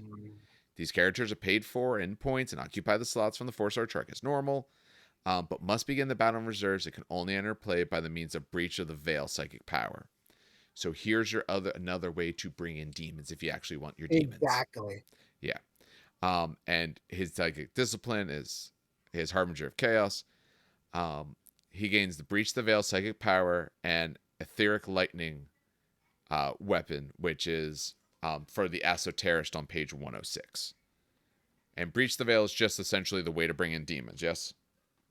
I don't run Esoterist. Pretty much. It's like, hey, you brought demons in your army, you do the power, they come out of reserves. Okay. Yeah. For those who don't know, I was going to say, for those who don't know, because there's no demon rules yet, but from 1.0, the elites of the demons were weird. You customize them how you see fit, essentially, was what it was. It was basically, here's the body, enjoy like 30 upgrades you can take to customize it however you want. Like old 4th edition Tyranids, essentially, is what it was. The elite choices for the demons, there was only one, and that was the Demon Brute. But again, it could be customized any other way. And then with HQ choices, there was a bunch of choices. But yeah, just to let people know. We don't know until the book comes out. So quickly what the Breach the Veil essentially does, you put down a template, and depending on where it ends up, because there's some ways it can scatter and move around a little bit, but essentially wherever it ends up, that is where a demon unit can pop out of. There's a little more detail to it, but if this is the thing that you want to do, you can read through that in great detail. I think this guy's rules are cool. I think what he does is cool. I would never take him just because I hate who he is through the lore and the stories so much. That is my problem.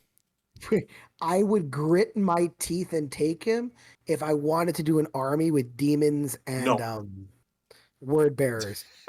But honestly, nope. I would just do demons just to ignore him. But listen, cool, probably one of the coolest models, top 5 or top 10 characters that we reviewed so far. Actually, I might even say top 5 just for rules alone, because that Warlord trait by far is the funniest shit I've ever read in my his Warlord entire trait's life. amazing. Top 1 piece of shit. But Okay, he's that also as the well. top one. You beat me to it. He's also the top 1 piece of shit. But no, he's. I should point out though, his model. Okay, is it just me? His model kind of sucks. Is that okay? I don't want to be mean. Sorry, Forge World. Send me free shit, please. But They don't send us anything. It, if they start, we'll be nicer. Yeah. Is his model kind of shitty, or is it just me? So here's my thing. Overall, honestly, I like his model. I don't like the head, and I understand what they're going for. I'm assuming he's the one not with the claws. Yeah, he's the one with the banner. Okay, yeah. That's what I assumed. He's the little man with the banner. Yeah, that's what I assumed. I just wanted to be correct on that. And everything but the head I like. Punchable face. And honestly, the only reason I don't like it, so I know they're going for the idea he's, markings and carvings and all that kind of stuff. Probably putting the text from, from whatever, any books he has or anything like that, the Book of Logar and all into him. But I just don't like that look on it. The rest of the model, actually, though, I do like. He's a little extra with some of his things, but they make sense. The one leg greave that looks like it has almost a skeletal winged angel kneeling down at a fire. I think that's actually really cool. Nice. Oh, okay, that looks nice. Yeah. He's got a lot of bits to him, but I think they work well on him. And this is someone who usually doesn't like models that look overproduced, but he doesn't have the stupid things. His backpack doesn't have anything, or his power pack doesn't have anything on the top of it. His pauldrons have a little bit extra, but nothing too crazy. His chest piece, a little extra, but nothing too crazy compared to other ones. I actually like his model, except his head. He does have a punchable face, though, Steve. I agree with you on that. I would punch his face. Yeah, he's awesome. I just wouldn't run him because I don't like what that Warlord trait is so good though. It's so funny. His Warlord trait's amazing. He's so funny. Yeah, he just doesn't care. He's like, no, you don't get to fight me. I don't want to fight you. Stay away. Here's an odd question. I hate to do a rules question, but here's an odd question. If he's the only model left and you challenge him, can he still deny? No.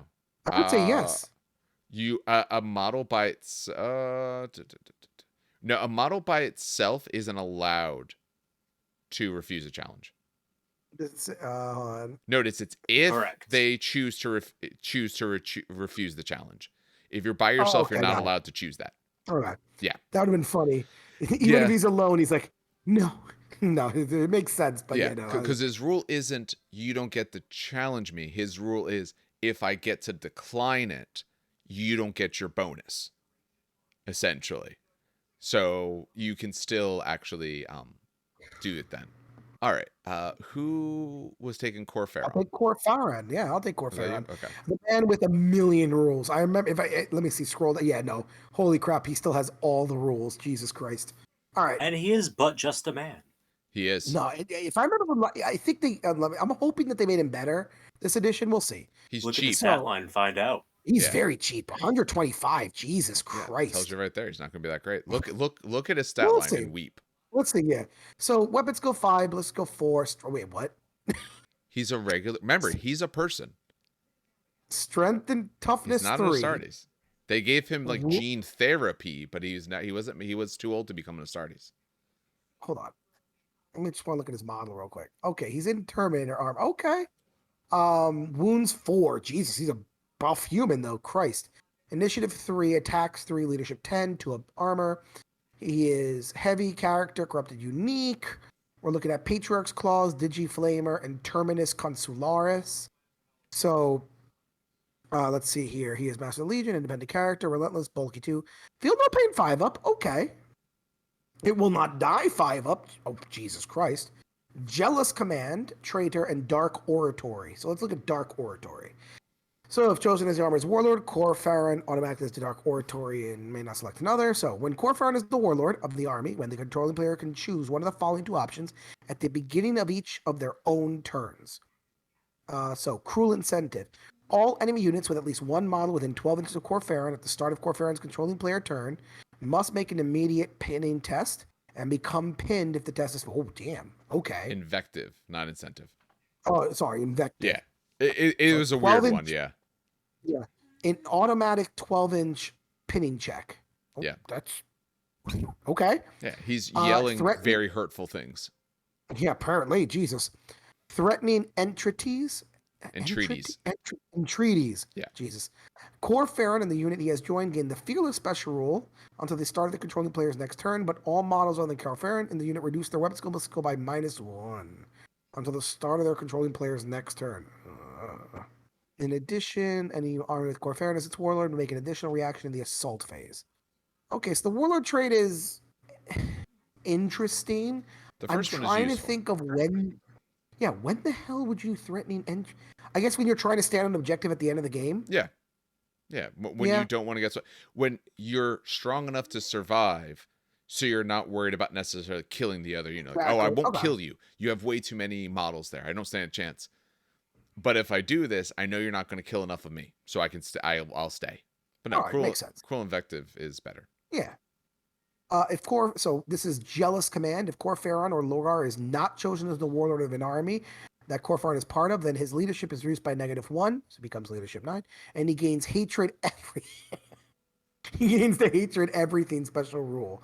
When Kor Phaeron is included in the same army as Logar, both models gain +1 weapon skill and the hatred everything special rule while part of the same unit. So it's almost an incentive not to take him as the warlord. Okay, he becomes leadership 9. Who cares? He now has hatred everything? Like, right? You lose a leadership. While he's part of the same unit, I assume as the warlord. No. It's literally the first one doesn't matter. The second one, he needs to be in the unit with Lorgar to get the bonus. The Logar I don't care about. Yeah. But you lose a leadership and you gain hatred. Okay. I'll take that trade any day of the week. Any day of the week. But it has to be with Lorgar. No. In the same no. The first read the one whole thing over again, Steve. Is in the same army as Lorgar. It's 2 parts. Yeah, I'm talking about the first part. Look up. First sentence. So it's if him or Lorgar. I see. So if you don't have Lorgar and he's not, then he's spiteful and petty. Exactly. But if he's with Lorgar, he's more okay. Got it. Yeah. It's literally he just loses the leadership for hatred. I'm fine with that. That's a good trade. All right, the Terminus Consularis, I guess, is his armor. It grants a 2+ armor save and an invulnerable save of 3+ in the shooting phase and 5+ in the movement and assault phase. Wait, what? Which is rough. Yep. Oh, I'm trying to think. So yeah, you don't ever want this guy in combat. I think 3+ in the invulnerable save is just tank shit. What? Yeah, here's the problem. He does not here's tank the problem. Stuff. There's so much strength 6 that will instantly kill him. Yes. No, he does not tank things through you. Yeah, he doesn't all. tank shit. No. Digiflamer is a template strength 4 pistol 1 weapon. Meh. It's a template flamer. And Patriarch's Claws. So it is a melee shred strength user AP2, and it gives him an attack, I guess. Yeah, because it's a pair. Okay, yeah. So he's got 4 attacks. Man, he's strength 3. That was such a great strength 4 weapon. Remember, he's a person. He's person. Lorgar's adopted father, essentially. So he gave him the gene therapy. The dude was already way too old to become a space marine, though. I mean, listen, he's interesting. I'll give him that much. He's cheap. See, he's cheap. Keep in mind, he's very cheap for a character. For all that he does, he's actually cheap. I like him. He's under 25. I like the 12-inch pin though. That's hilarious. Imagine have him in the middle of a bubble of enemies and just because hold on. Yeah, it's okay if you're engaged. So the unit can be engaged and he's still all of a sudden all right, everyone's pinned. Yes, and remember, if your other units are corrupted, he wouldn't be with them. He can't be in that corrupted unit, but your other units could. Oh no, sorry, he is corrupted. My apologies. He's corrupted. So he has Fear 1. Yeah, no, I like this guy. That's a pinning test on -1. So it does limit where he goes. To take him, you're going to have to make sure you go inside a corrupted unit. You obviously have options for that. And actually, I didn't mention it for Erebus. He's corrupted as well. My apologies, I missed that entirely. Is all their stuff? Yeah, he's neat. He's like a very neat buff unit. Yeah, he could technically go with Gal Vorbak if you wanted, because they're corrupted. You could pin people to make sure they don't shoot you on your charge in. That's really nice. Yeah. He's neat. I like him a lot, actually. Funny enough. I don't care as much if he wasn't my Warlord. Like, I know, okay, he gets the hatred, but when you're like strength 3 and toughness 3, I'm less excited about that. But remember, it's still not bad. You give hatred to the unit as well. It confers to the unit. So okay, so that's better then. All right. If it confers to the unit, then I like that more. It does. So if he has hatred, the unit has hatred. So it'll confer to the Gal Vorbak if he's in there. Yeah, so I'd throw him in a unit Gal Vorbak, either as the Warlord and maybe pin some people, and whoever I pin is who I'm going after, or not as the Warlord and give them hatred just to make sure they can chew through something that's a little bit tougher. Listen, 4 attacks at strength 3, AP 2 is not on his initiative 3 ill. Yes. Never mind. Yeah, okay. he has good to him, but he's cheap because he has just enough that against something that can actually deal damage, he's going to struggle hugely. Yes. He could tank some shots for them in range, though, depending on what's getting shot at them, at least, because he is the 2-up save with a 3-up invul. But if you're taking your invul, you're not tanking the shot on him, because it's just going to kill him. Yeah. Any other thoughts on that guy? That's about it for me. I think my favorite one is up next, too, sadly. All right, well, you made a choice, and now you live with it. Argel Tal. I didn't realize it. Yeah. He has 240 points. He's the commander of the Serrated Suns. So these are the ones, like I said, that become the Gal Vorbak. These are the ones that, like, essentially get, like, oh, let's go into warp. Let's go see what's there. And they come out, and they're like, oh, you guys were gone for, like, 5 minutes. And they're like, it's been 2 years. Oh, and we ate all of our crew and stuff like that, if I remember correctly. I don't know the exact times, but I know it's, like, some crazy stuff. So he is move 8. He'll be corrupted as well. He's move 8, weapon skill 6, blizzard skill, strength, toughness, wounds, initiative, all 5s. Which is quite nice. Yeah. He is beef. Yeah. 4 attacks, leadership 10, 2-up save. He has 2 demonic talons. He has an umbral pinions, artificer armor, firing crack grenades. Like I said, he's corrupted, which is important to know. He's another master of the Legion. He's an independent character. He's relentless. He's bulky 3, so he's going to really start taking up some space. Feel no pain 5-up, which is especially useful when you are toughness 5 with 5 wounds. He has rage 2. It's a little bit harder to outnumber him for certain things with bulky 3 and all that. Oh, no, sorry. Rage is when you just charge in. My apologies. Yeah, rage is just charge. Yeah. Sorry, I was thinking of the other rules. There's too many special rules that I don't use, so I get them mixed up sometimes. And he's the Crimson Lord. So if he's the Warlord, here's what he gets. If he's the Army's Warlord, then both Argel Tal and any Gal Vorbak unit he gains get a 5-up invul save and a line. Ew. So you talked before how they don't have it naturally. Here's how they get it. But it's only that one unit he joins. So 5 invul save and they become line. Because, like I said, we'll do the Rights of War later. They have a right of war that will make them troops, but it doesn't make them line. In addition, you get an extra reaction in the opposing player's assault phase. If you like Gal Vorbak, this guy is amazing. You so take far. Him. Yeah. His demonic talons. It's strength user, AP 3. It's melee. It's murder strike 5-up and rending 5-up. Nice. Nice. He does have 2 of them. He was already on 4 attacks, so he's going to be 5 base. More if you charge, of course, but it is good. I will say, though, as someone who uses a murder strike 5-up and rending 5-up weapon, you want to be careful what you throw it at, because if something has a 2-up save, if I don't get 5s, you don't care.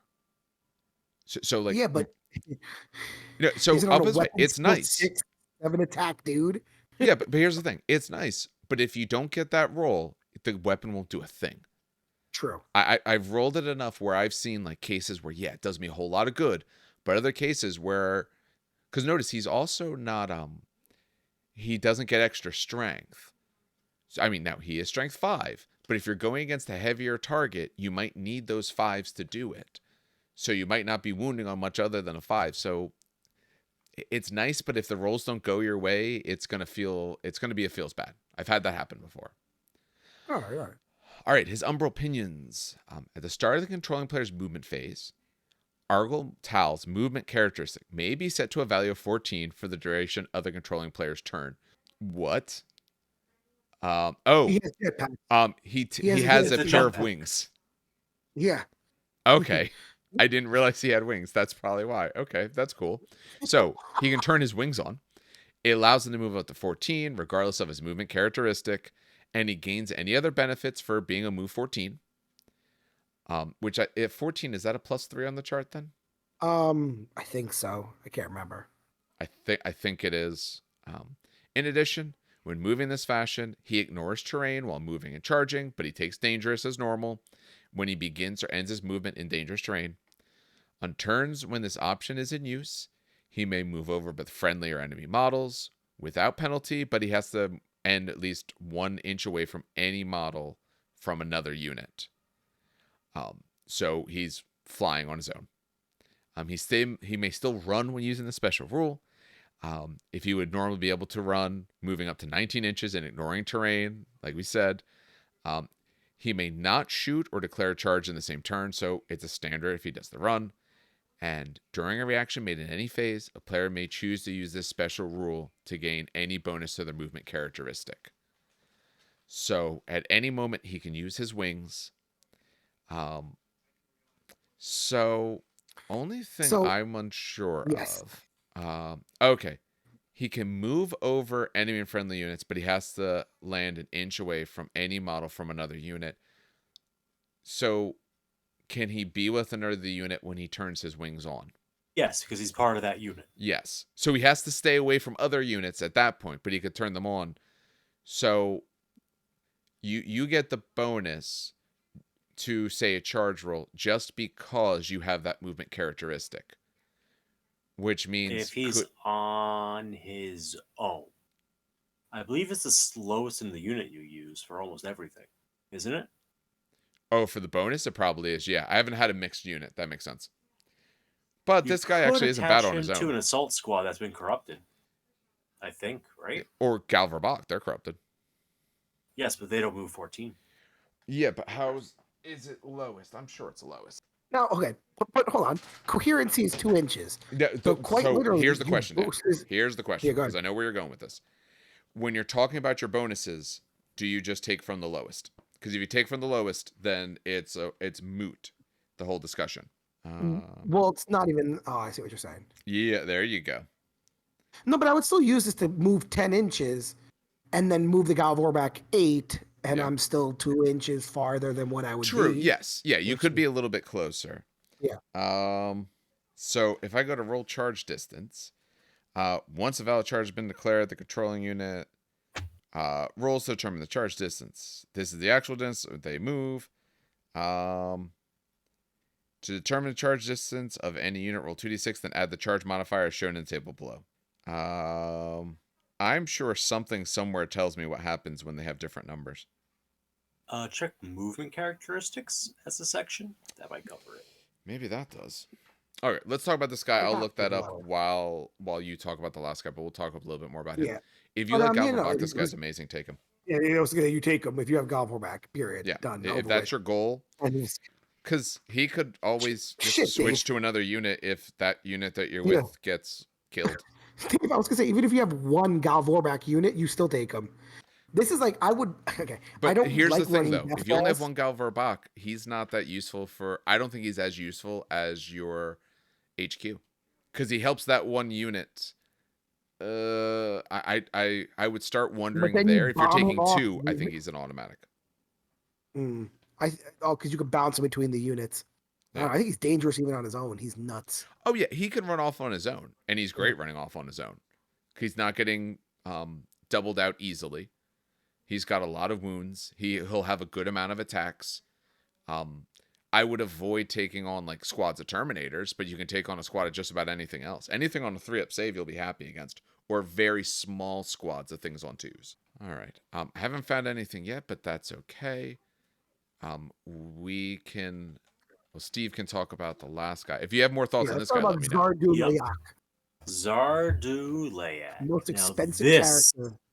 This is the guy If How you much want is to how do much is this? demons. Oh god, okay, yeah, he's expensive. He's 300 points, Dave. Yes, you get a character and then his 2 little gimps with him. I mean, they're gimps that are super powerful.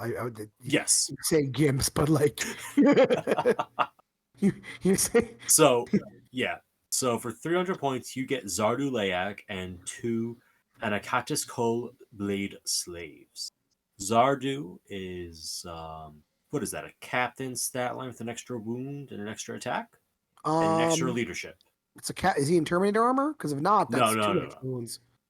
No. Regular. Oh, Yeah, yeah. that's it. Oh, Captains wow. get 2 Okay. wounds. So maybe you look at him as a Praetor with worse weapon skill. Yeah. Yep. Yep. That's basically what Praetor he is. with 1 less weapon skill. There we go. And an extra wound. Nice. And his blade slaves are weapon skill 5, strength 6, toughness 5, 3 wounds, initiative 5, 3 attacks, leadership 8, and 3 up save. That's a pretty beefy profile. Making me damn little jealous over there. Zardu's got a bolt pistol, a custom force axe he's got. I think it's an axe. He's got Artificer armor and an Iron Halo, the Panoply of Flame, and then standard grenade assortment. His blade slaves each have a plasma pistol, an Anakatis blade, power armor, and then grenades. They're all corrupted, surprise, surprise. And Zardu himself is both a psyker and a character. They're word bearers. He's a master of the Legion, independent character with relentless, fearless hatred of loyalists, binder of souls, traitor, and a warlord trait, the ear of wisdom.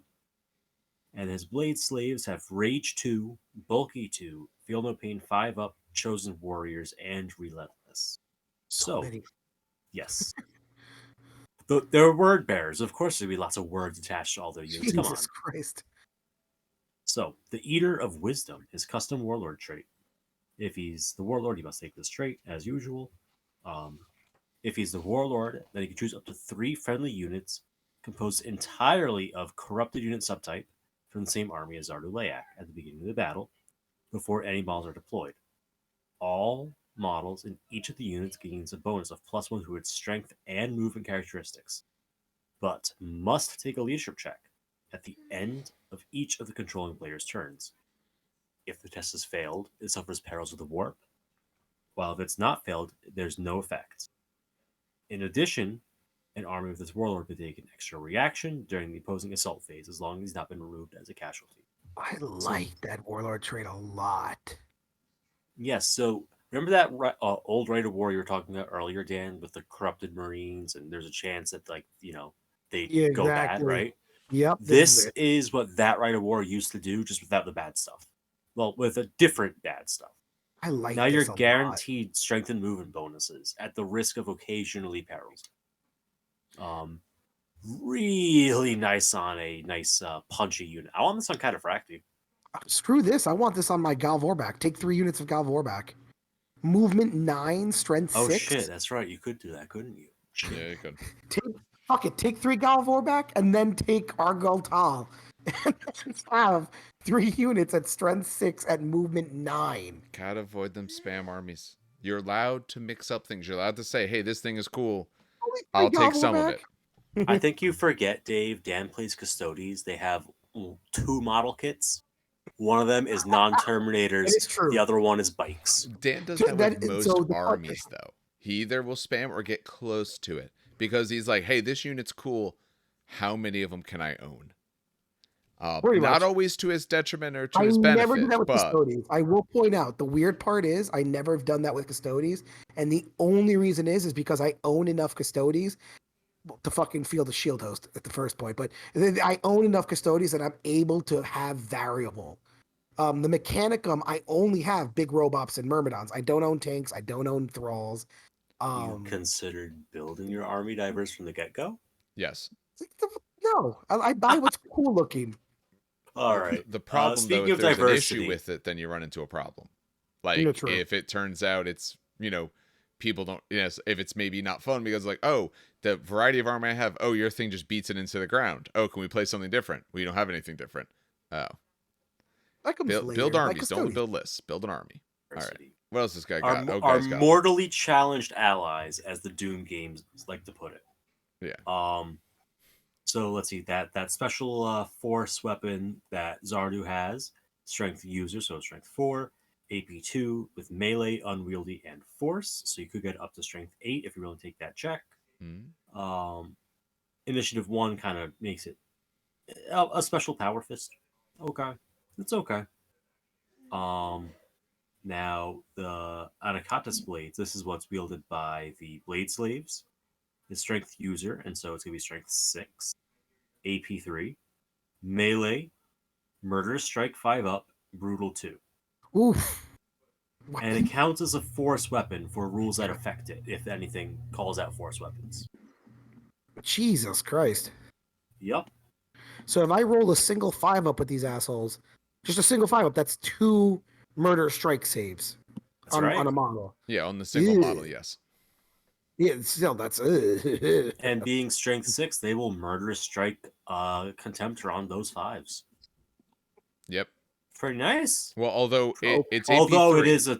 it is only AP3. But on brutal 2, if I can get a few of those, you just have to. If you fail a save, you're taking D3. I'll get extra through. You know, true. And it means you can fight it, and it won't necessarily be the worst idea. Still not great 8 attacks idea. To that profile. 8 attacks, 4 hits.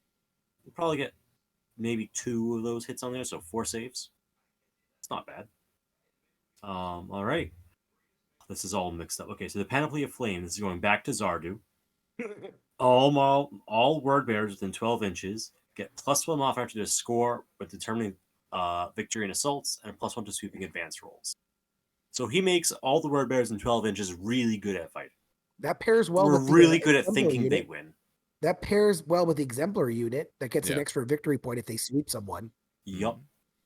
And Corrupted, which is going to be fear causing, which is another debuff to the enemy's leadership, making them likely to run. Like, you get the idea what word bears are about here. Like, they're about breaking the spirits of their enemies, making them run. Binder of Souls. This is the psychic discipline for Zardu. Well, soul binding is Binder of Soul just says that his discipline is soul binding. He gets Etheric Lightning, as well as Soul Binding, the psychic power, and Telepathic Chains, the psychic weapon. Soul Binding. When an enemy unit declares to make a reaction to Zardu Layak, or any unit he has joined, the controlling player may choose to have Zardu Layak immediately suffer perils to the warp, resolving all wounds inflicted before any part of the reaction is resolved. If Zardu is not removed as a casualty, then that reaction is cancelled. Oh shit! Oh shit! Keep reading. It's not considered to have been used for the like once per game, and does not use up their reaction allotment. But that reaction's not there anymore. You've activated my trap card. Yup. God damn! I hate the word bearers, but I love how much I'm enjoying them. It annoys me. And then God damn it. For that psychic weapon, Telepathic Chains, range 36. Strength 2, AP nothing, Assault 4, Pinning, Shell Shock 3, Psychic Focus. For Shell Shock, do you need to kill some... Oh no, Shell Shock affects pinning checks. So you still need to kill someone.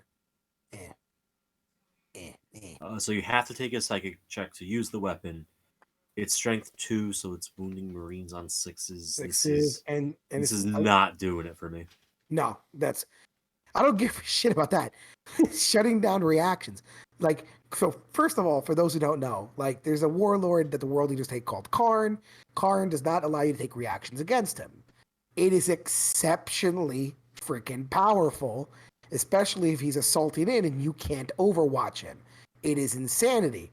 This guy, sure, he suffers perils of the warp, but I believe you could blast perils of warp off to someone else, right? In the unit, yes, the blade slaves could take it.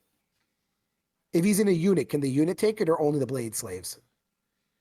Well, it would be the blade slaves. He's attached to the blade slaves. Yeah. They don't have independent characters, so he could join a unit, but after the blade slaves die. Oh, that's weird. Okay. Oh, so he's in Ooh, only a wait. unit with Oh yeah, because he's an wait, independent character. Yeah, but he's with them. So Yup. but they're infantry. You're right. So he can't join anyone. Okay, that makes yeah, sense not now. with them. I thought they were characters as well. So I was like, no, you could just join a unit. No, he is that unit. Well, can he leave though? You got so many ablative wounds. You Yeah. got Just leave him. 6 wounds of blade Oh, slaves, and then he's got 4. That's 10 wounds to chew through. You could Still leave take them. maximum damage 3 times, and True. he'll still be standard. Yeah. But the fact that he could just shut down a reaction is absolutely insane, and it's any reaction too, which is even funnier.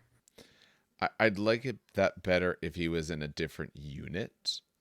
Yes. I could see for him wanting to charge in. That's the spot. Otherwise, I mean, like, he's not shooting. I'm not worried about him shooting or maybe the movement if they're trying to get away. But the big thing is if they're going to do something about your charge, because that's what he wants to do.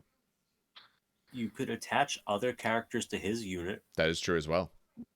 So if like you wanted to heal up, you could get him. Well, you can't heal back wounds, but you could get. The slaves already have a 5-up, feel no pain. You could add an Armistos to give a las cannon to his squad, and then just turn off reactions against the las cannon. I guess I don't know. But then you're taking wounds for it. It could get bad. Exactly. Yeah. I would say if it's I'm not saying it's good. I'm just saying it's there. Yeah. Oh, honestly, I mean, there's all kinds of things we could do. Yeah. Deploy him on the table, break him apart from the group, put him in a 20-man blob, or whatever the hell you want to put him in. But he can't leave the group because the unit is him and the guys. Oh, you can't go, my tactical squad sergeant's going to leave. Like, he's part of that He's unit. an independent character, though. Yeah, he's an independent character. Doesn't matter. The unit composition is him plus 2 blade slaves. Oh, that's he weird. Has to be attached. Okay. It's like Command Squad, this edition. Okay. That's what I was looking for. If he had once the command squad dies, your captain can go join someone else. Same deal here. Once the blade slaves die, and they will die eventually. Oh yeah. I mean, the perils you're gonna roll and people shooting at you because fuck this guy. Now. They'll die eventually, and then he'll just join the next. Less interested in him. I think it's still very cool, but he's very expensive. Still very cool. That Warlord trade is bonkers nuts. If you wanted to go wide with your corruption, have lots of little corrupted units. This guy's great. Actually, you know what's even funnier? Take him with I know I said Gal Vorbak, but I'm not even screw the Gal Vorbak. Take him with the god damn it, the Procurators. Take him with those because they were fairly cheap. They were what, $225 for a max squad? Is that what we kind of guesstimated? They're a little under 250. They were under 250. Take 2 of those, a max squad. Take a Gal Vorbak squad. Those are your 3 squads that you bless with the +1 strength, right? And I mean, you have to keep them close for the +1 to sweeping, but I could see I'll talk about this when we get to like the overall thoughts, but I'm going to give you like a short preview.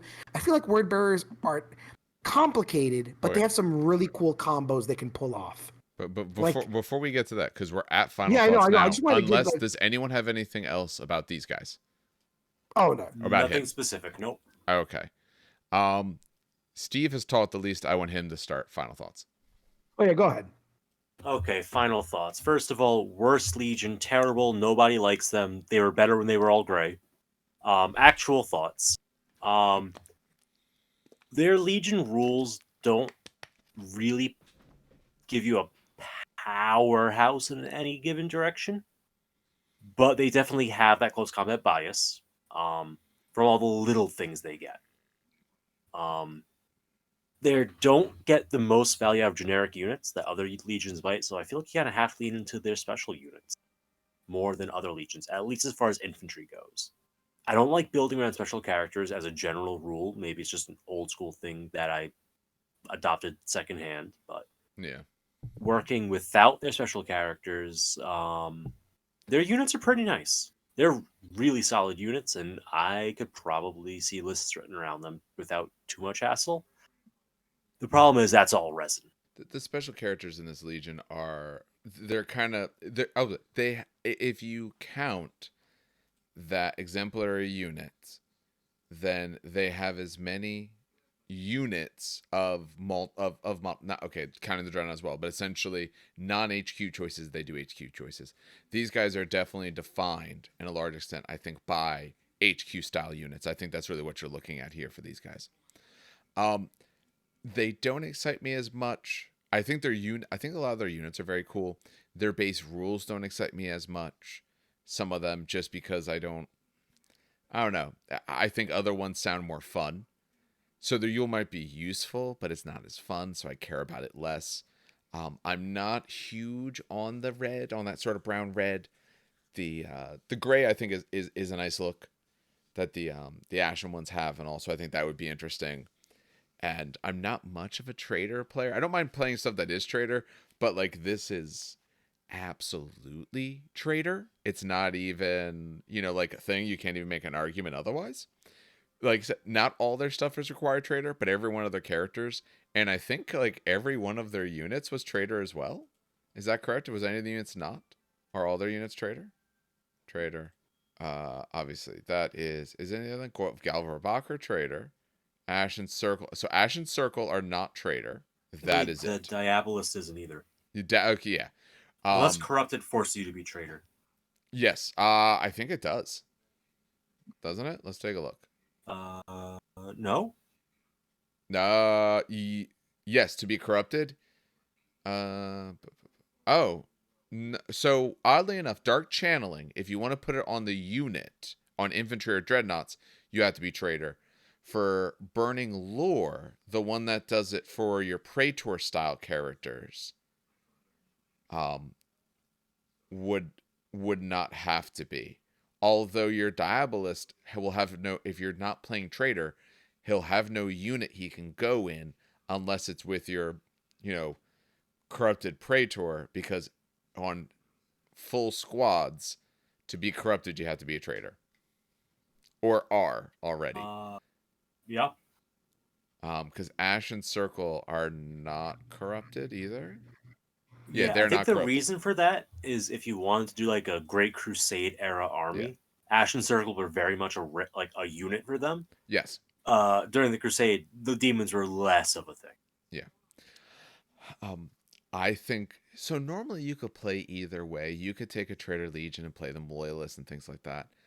This book would do you such a disservice if you weren't calling yourself a trader. Not that you have to take the trader only Warlord trade, anything like that. But almost every unit, almost every ability, almost everything here requires you to be a trader. So you're probably playing trader, or you really like Ashen Circle and a bunch of normal guys. When you're kind of forced that way, it's just less interesting to me.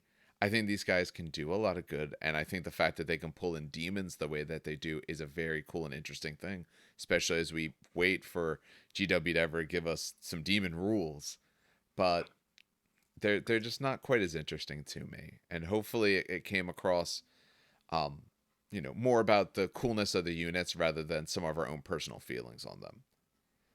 Dan, you had things you were going to say in final thoughts, which we are now upon. Yeah, no, it's literally so. I pretty much agree with all of you. I don't like their look. I don't like their color scheme. I do love the Legion though. I think they're a little bit more complicated to play. Because from what I've read with all the HQs and kind of the rules with the special units, and I agree with Steve, I think this is a more special unit heavy list, or army. They kind of play off their special units because they have so many and so many characters. But this is one of the legions that requires you to kind of big brain it a little bit, and play with a little bit more like thinking power. Like I'm looking at Zardu, right? And Zardu would go well with pretty much anything. But really, if you bring him with the Procurators, right? He could be within 12 inches and they get +1 of their sweeping. And that's an extra victory point. Hell, if you bring 2 squads, you can probably sweep both squads. That's 2 victory points right there, if you're lucky. Instantly almost swinging the game. But then you want to take Gal Vorbak for that +1 strength. And maybe you also want to stick in Argel Tal to just stick with the Gal Vorbak for line. Oh, but you wouldn't get both those abilities, though, because those are both Warlord traits. True. Sorry. Yeah. Oh, that is his Warlord trait. You're right. That's the problem I think you're going to run into here. A lot of the flavor is going to come from Warlord traits, which you're only getting one of. Yes. So I think character-wise, I think you're probably often only running one of the characters. because that's kind of the extra bonus you really want. Honestly, I like Zardu the most. But yeah, no, I like the fact that, like I said, I don't like the look. This is one of the few legions where I'm just like meh on the look.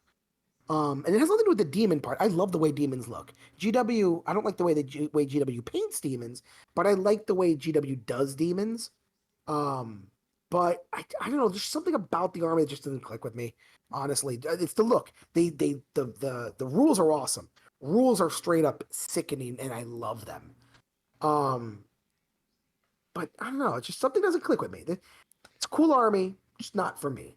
That's all right. I mean, there's been, by the time we're done this in another week and a half, we'll have went through 18 legions. It is insane in any way to think that as we go through 18 of them, all of them are going to be great in terms of our eyes. And there's that difference between we can notice that rules-wise, they have some cool things that they do. And for a player who likes that, they will have fun with it. But it's just not doing anything for us. But I think that's only like the second time we've had that happen. Most of these legions we've been rather positive. For me, it's a look thing. For me, it's not even it's not even a rule thing. It's not like, oh my god, they suck as an army. It is solely, for people that don't know me, it is solely a look thing. I collect models based on looks. Literally just looks. And then from there I'll expand the army. But I literally just collect models on looks. And I look at this army and I'm like, I wouldn't really start them. And that's fair. I mean, nothing that says that you have to look at them and that you would want to start them. Like I said, we agree overall that we like the rules in general. We like the models they have. We're just not excited about actually playing them. But that's all right. All right. I think that will do it for the word bearers tonight. And that'll do it for us tonight. As I said, this was one of the longer ones actually to record because they have as many characters as they do units, and to be able to really get through it, it takes a bit of time. Hopefully we didn't come across as negative in this. We're not negative on the Legion in general. We're just not necessarily liking sort of their paint scheme or style, but the pieces they have are great. And if you enjoy them, I can absolutely see why. It's just not for me. And with 18 different legions, that's absolutely going to be a thing. That's why people pick the ones that they do. As I said, for the rest of both this week and next week, the idea is to get out the rest of the legions. Once we're done that, we might do more of a sort of standard podcast episode where we talk about what we've been up to, what's been going on with us, or anything like that. We have a variety of other topics that both we have in mind or that people have suggested or things that we want to do. Just as before, though, we are going to be changing up what we record on. I've just been having problems with a lot of audio shifting, and it's getting to the point where I can't deal with that, so we want to go to a paid program for some of those. I have a few in mind. We're going to test them out. We're going to see what happens. We're always going to have a backup, so this one was based off of the backup. It sounds okay, but I want the better quality, so we are going to be trying out some different options and seeing which one happens to work best for us. As always, I do want to thank you for listening. If you have any questions or comments or concerns, anything like that, of course, you can reach out through YouTube and just post it on one of the videos. I do go through those. Everyone else does as well, but I'm the one who primarily holds the account. So if you get a response back from Train Kickers, that's from me. You can always reach out to us through email. It's trainkickersnj@gmail.com, as we hopefully start getting a few other options up and running shortly. As always, with anything on either YouTube or podcatchers, like, subscribes, reviews, all that kind of stuff helps. Anything that gets us better known. And I'll leave the asking to that. Next episode, we are, like I said, we are continuing through the legions. We just went through word bearers, so that puts us the salamanders next. All right, well, on behalf of everyone here, have some good hobbying and some great gaming.